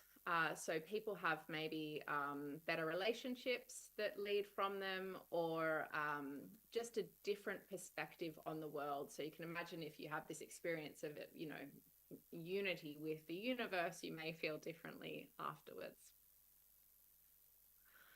So in summary, chanting is a universal practice, but there are different styles and belief systems. Psychosocial benefits include reduced stress. We've also looked at cortisol before, so looked at cortisol in saliva. So we've looked at physiological and the psychological stress. It can enhance social connection, induce these altered states of consciousness, and there could be these mechanisms at work that are influencing all of these benefits. And just to say thank you to the collaborators, chanting teachers, and the chanting communities, particularly Professor Bill Thompson, who has been my supervisor and still my manager now, working with me for since 2015, I think, on this. And there's a QR code there.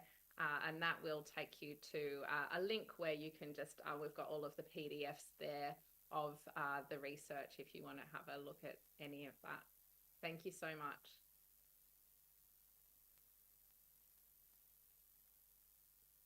Okay, so any questions from the audience?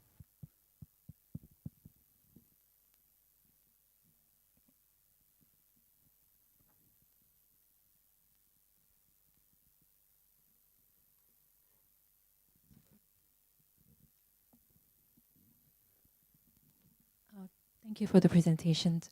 My question is on the first Zoom group chanting practice. You mentioned that the participants cannot hear each other. They can only hear the program chanting. But the following that, the presentation said that they felt the sense of community. Is there any reason why you actually created that Zoom first research that way? Yeah, so, well, I mean, I do have to say that the reason was that we were in lockdown and we weren't actually allowed to chant. So that's why we created it in that way. But is your question more like why we did the individual versus the group? No, my question is online version. When you did an online version, why was it still that you cannot hear each other? Although you can see all the group members, you mimic the offline to online, right? But then you can still not hear others chanting. You can only hear the recorded chanting. So is there any particular reason why you designed that way? Yes, yes, thank you for that clarification.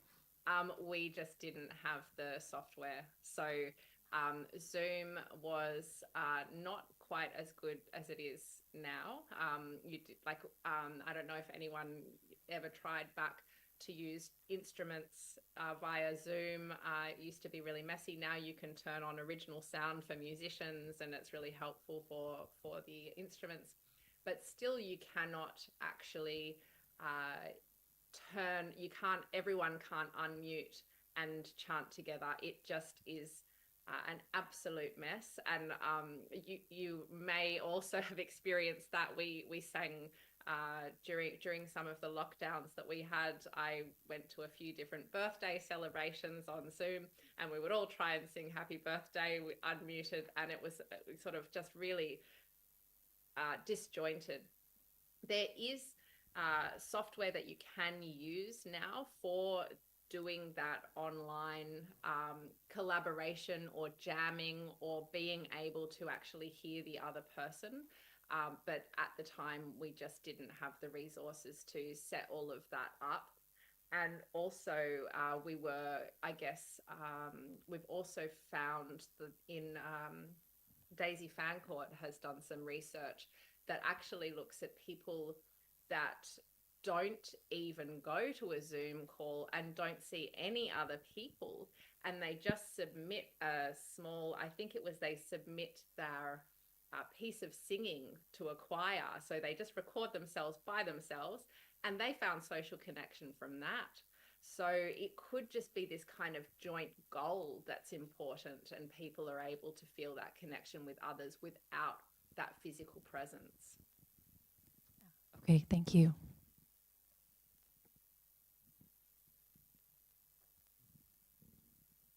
Yeah. Any other questions? So anyways, the online group chanting is very fascinating, especially nowadays everybody is get online. So that may that's also our purpose in the future. We work with Dr. Wang and others for group chanting and even the measurement. I mean, use the headband and yeah, that will greatly help. I think, especially suitable for our Earth in the future, as we all live in the global village, right? So that's what makes that happen. Yeah, wonderful. And then the other thing that I'm finding with online chanting is that I can chant with people all around the world. And also, you don't have to get into the traffic. I definitely, I don't want to say that online chanting should replace, like getting together in temples and spiritual spaces, because I think that's absolutely important. But when, for example, people may not be able to access those places, or it's difficult to access them, especially when we had this this chanting program for people with breathing dysfunction, so they may not actually be able to get out to the temples and things like that. And also they may be a bit more wary about being exposed to viruses and things like that outside, and so they prefer to stay inside and can still connect with community. So it seems that there are quite a lot of benefits that can come from it, but it also doesn't need to completely replace, the beautiful spiritual, spaces that we have. Okay, great. So let's thank Dr. Perry Gemma again. Thank you.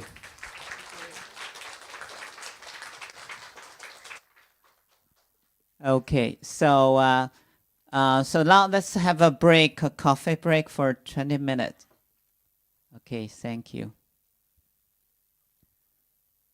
So after that, we will have a workshop on the trying music instrument and with EEG and measurement. Also, we may have some also devices or we'd like to try today. And tomorrow we will also have similar workshop, and mainly we have venerables and Lama will really teach you a little bit chanting Amitabha Buddha or a mantra.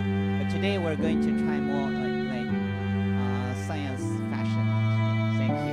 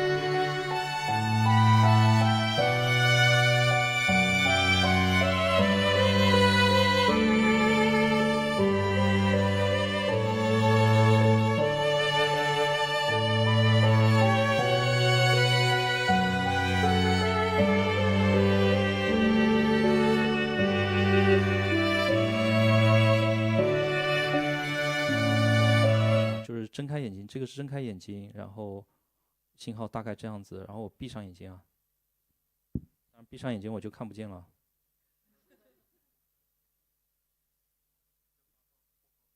没有啊，那闭上眼睛这个还是比较强的，我不知道是不是这个像是肌电尾气污染，再闭上眼睛看，10赫兹那边有出来吗？差不多10赫兹、11赫兹，是吧？这个睁眼闭眼还是蛮强的。当然，我这个窗口是10秒钟的窗口，那个叫什么？闭眼应该是 OZ 更强。我现在闭一下呀。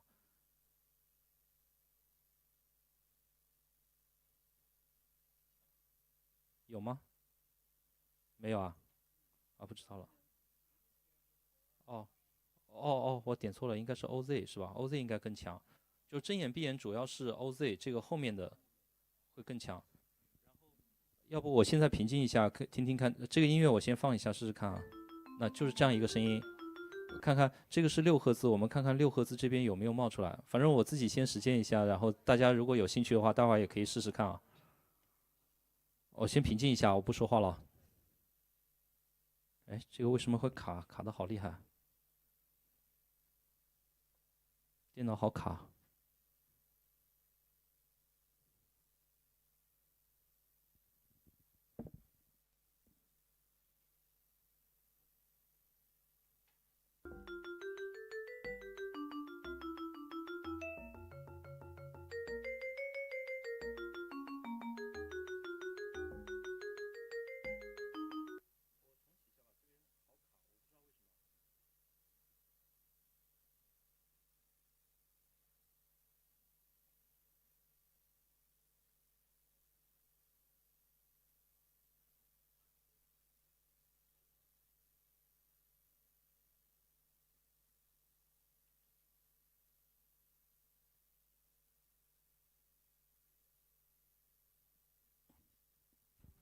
确实好卡，我这个不是性能笔记本啊，就是商务本。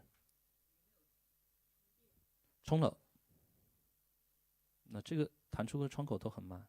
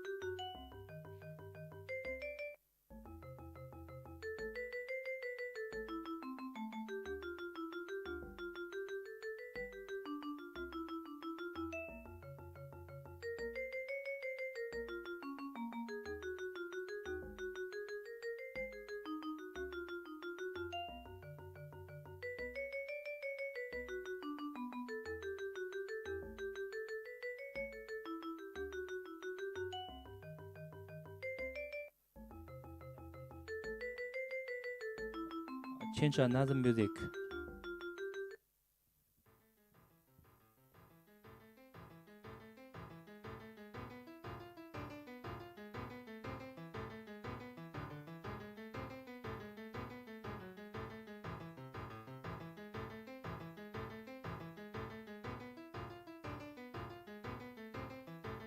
这个好像这边就不强是吧？这音乐。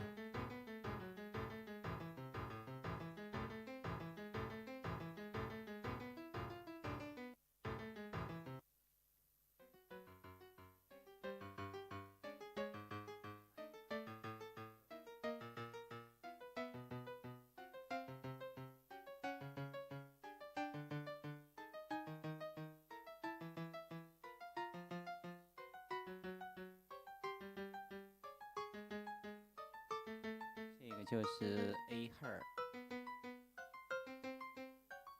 播6赫兹的地方。So this is brain waves. So how your brain looks like waves like.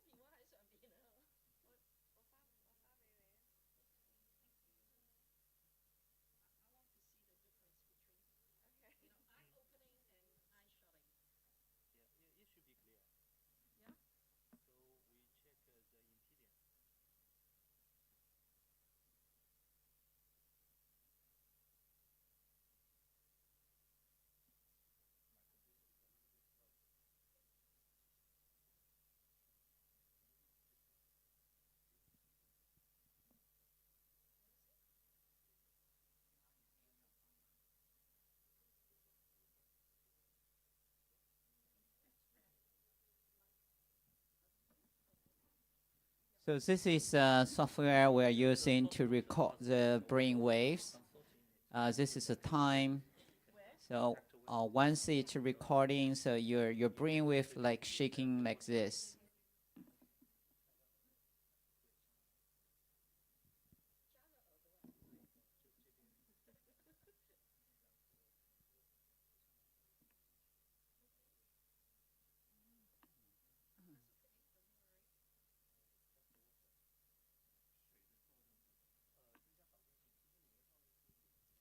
So we have to use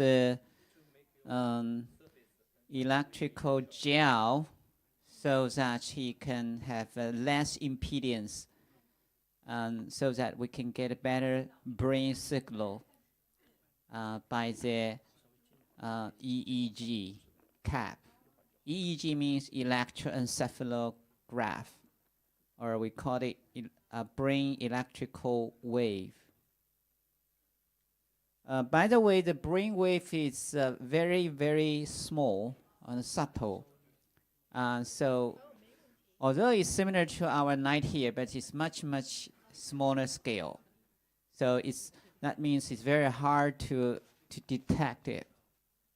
That's why we will have to use a cap and clean the skin usually, and use a gel. How many sensors altogether? Yeah. Here you can see, for this demo, we only prepared the H1. H, you can see the H1, the location of the H electrode. We actually also have another devices that can use this to measure instead of that one. That one is and usually much more expensive. But here we have wearable devices. It's kind of a game, but you can really still measure your brain activity here. And then you can even use it to control something like a UFO, into a fly. Yeah, we can also try this. Yeah, the principle is quite similar to the Elon Musk. He used a Neuralink, right? You can imagine and then control a mechanical arm. So here we got the similar principle, but it's a game that you can try here.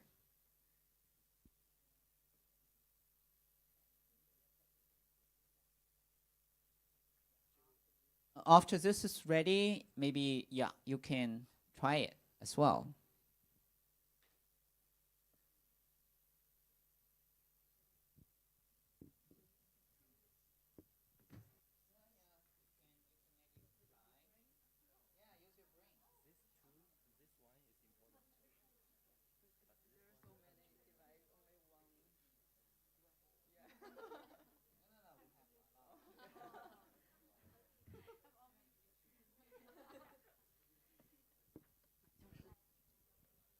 So yeah, here we say, so this one is more precise. We can actually measure many part of your brain. Usually can be, I don't know, this may be 64. Sometimes it can be 128. So we can measure the whole brain activities.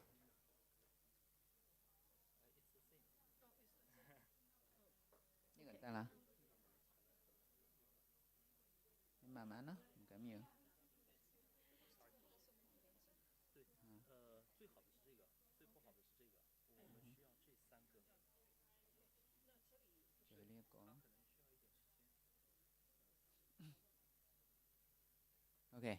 Yeah, here is ready, so it's very quick. Anyone like to try here? Okay. Maybe we have a chair here, so you have to sit here.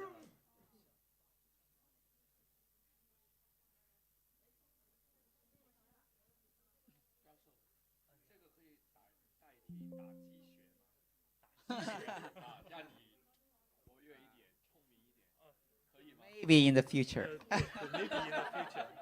这就是神经调控我们想做的事情，增加记忆力，增加注意力，对不对？相应的有一些 effort，就是有一些效应，但 effort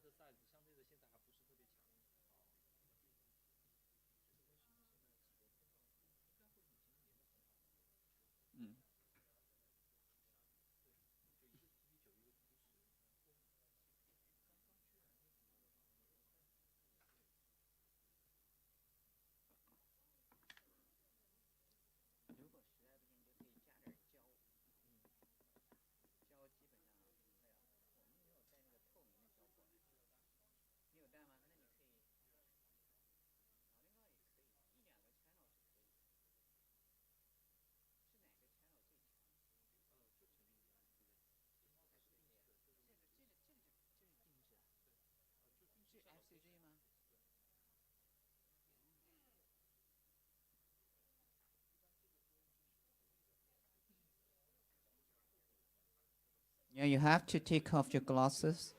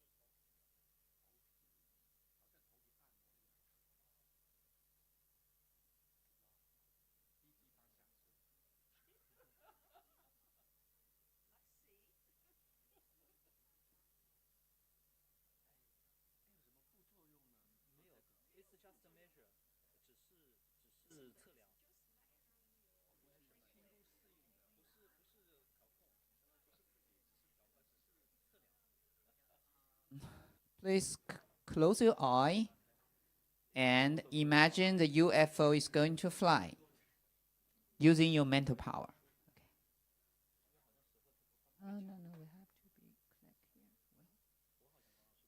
Okay, yeah, now it's better. Okay, imagine it can fly.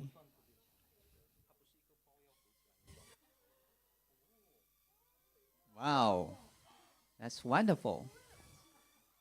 Wow, so he's have a great mental power. You see, it's flipping.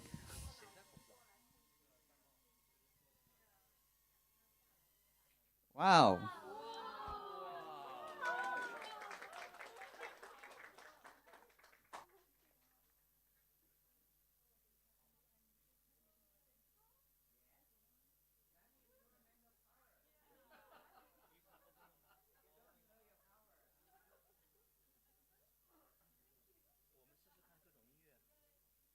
Anybody else would like to try here?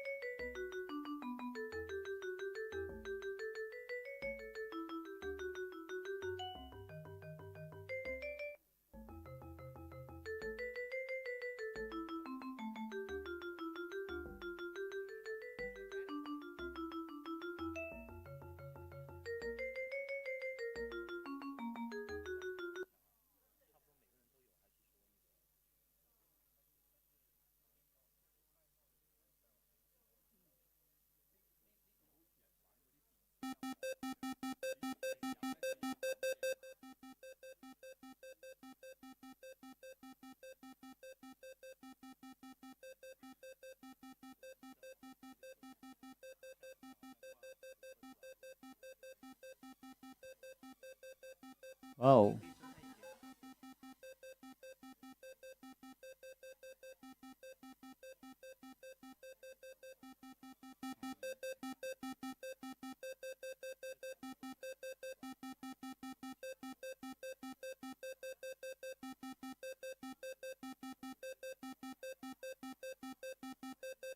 The concentration is very high. It will like going like circle.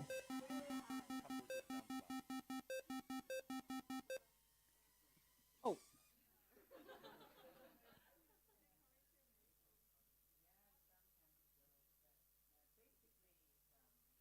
It's based on the attention system. So we are got the EEG here. So to calculate your attention. So when the attention score is going high, like suppose a certain level, like 150, and then it will fly. If it go higher, then it will going like circle. And if it's go to 300, okay, then it will flip, something like that. Yeah.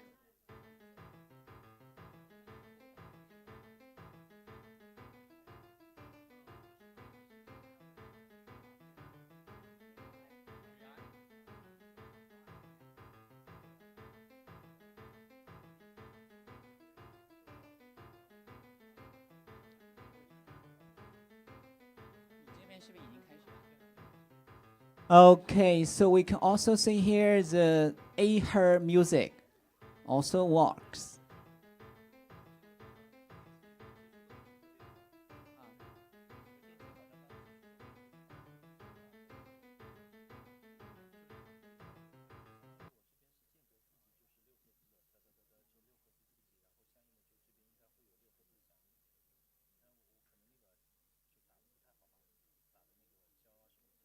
Already got, so you can see the EEG wave is like this.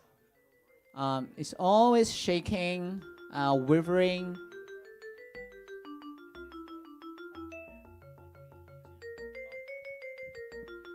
So this is the ongoing EEG.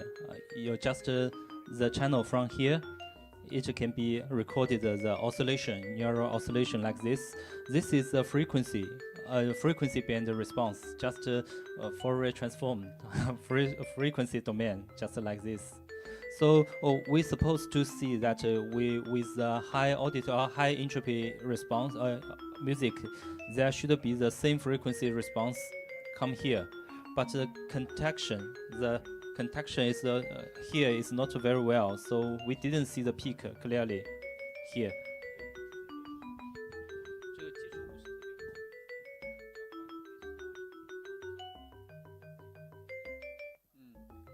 Okay, anyway, so you can see clearly this is your what is going on inside your brain. That is why we can think, we can thought, we can love, we whatever. So this is by this kind of activity. So you would see the whole brain responds to music. So this is a way. You see the music here. Every song your brain has. Wow. Okay. Okay, great. So you can see here just calculating your attention. Yeah.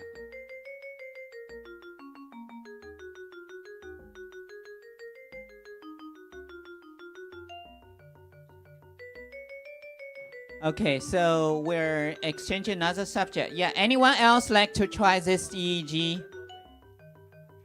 Okay, yeah, this gentleman.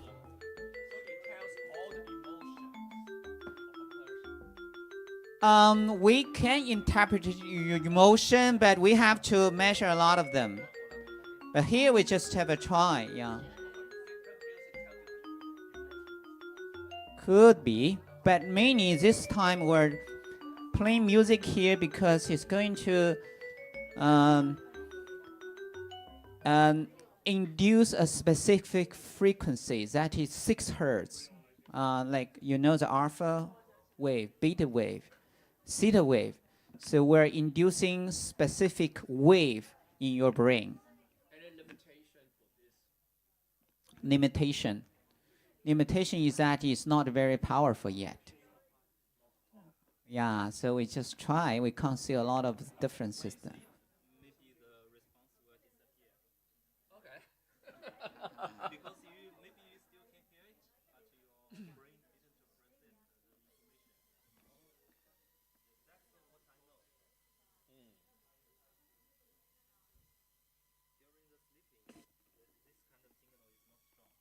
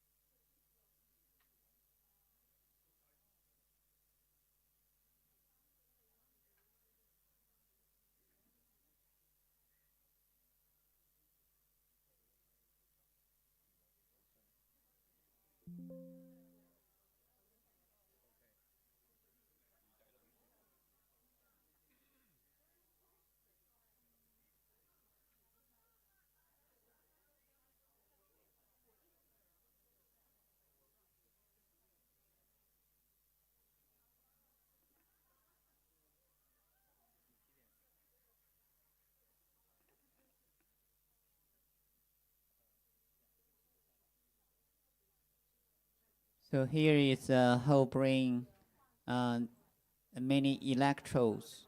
So we have to make sure every electrode works by different color. Usually this is good collection, this is poor, this is no collection yet.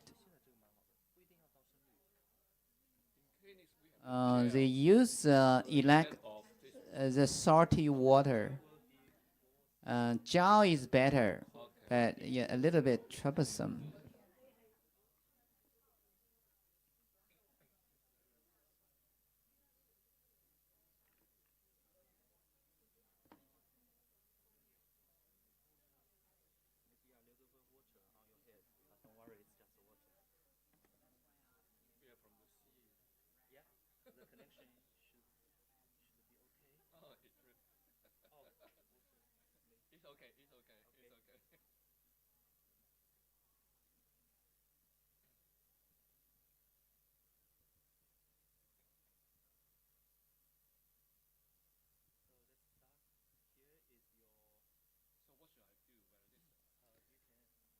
Yeah, here is. Keep a rest. Keep your rest. Should I close my eyes? Should I pay attention, or should I move my body?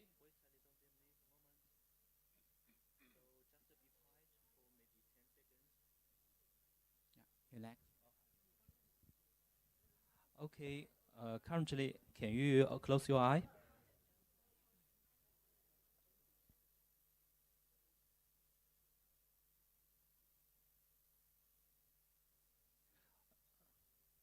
They're supposed should the 10 hertz, the alpha band should be a little bit stronger, but here So maybe yeah. here we can see a little bit, but the OZ not so clear here. Yeah, this one I think a little bit stronger. So currently, can you open your eye? Then we listen to some music.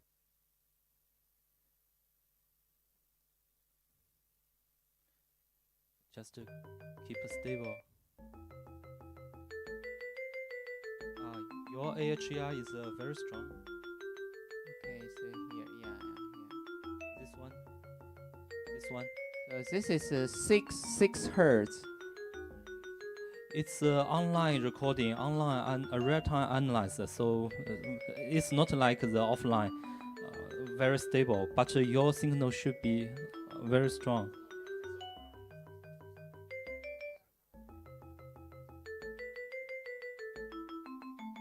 Yeah. Just this peak. Oh yeah, sometimes it's quite strong. So to explain again, so this is the real time of your brain waves. So how your brain waves looks like. And here need to is do the something, analysis you need to be already, quick, like quiet. alpha wave, beta wave, and gamma wave. And here is delta wave. So it's analyzing Okay. your brain already here. But here is the original brain signal. To see the brain signal, this is always also your brain signal. You can play some music on your phone. Just it's not the 6 hertz one per beat. So maybe let's change some music.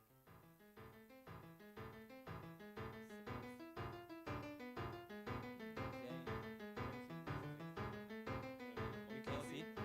Actually, no. You can see this is the artifact because it's electro. It's the salt water. It's yeah. You have to keep You have to keep stable and keep all kinds of artifacts away. This artifact. You have to be stable.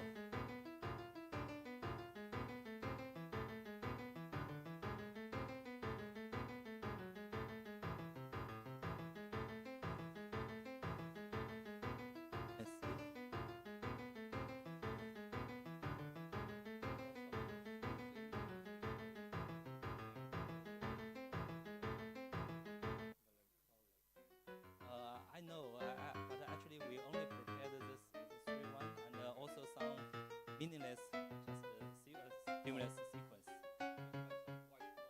Yeah.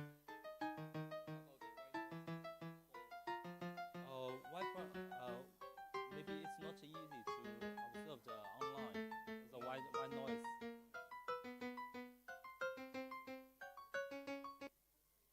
Or maybe like this one should be stronger.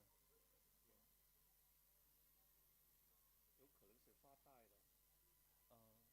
怎么说呢？就是今天这样演示的效果，有时候是兴奋激怒的。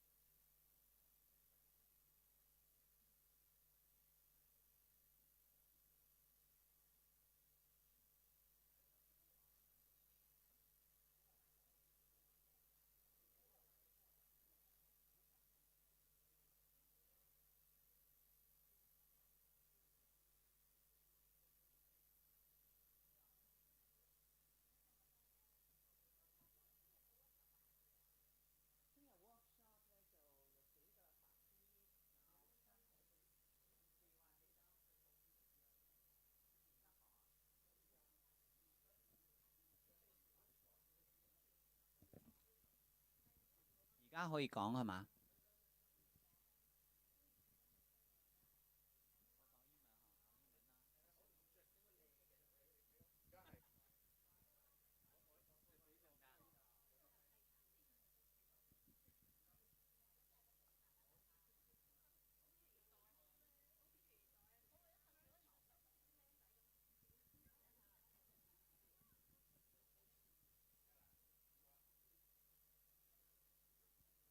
？Okay, so tomorrow we will also have a workshop.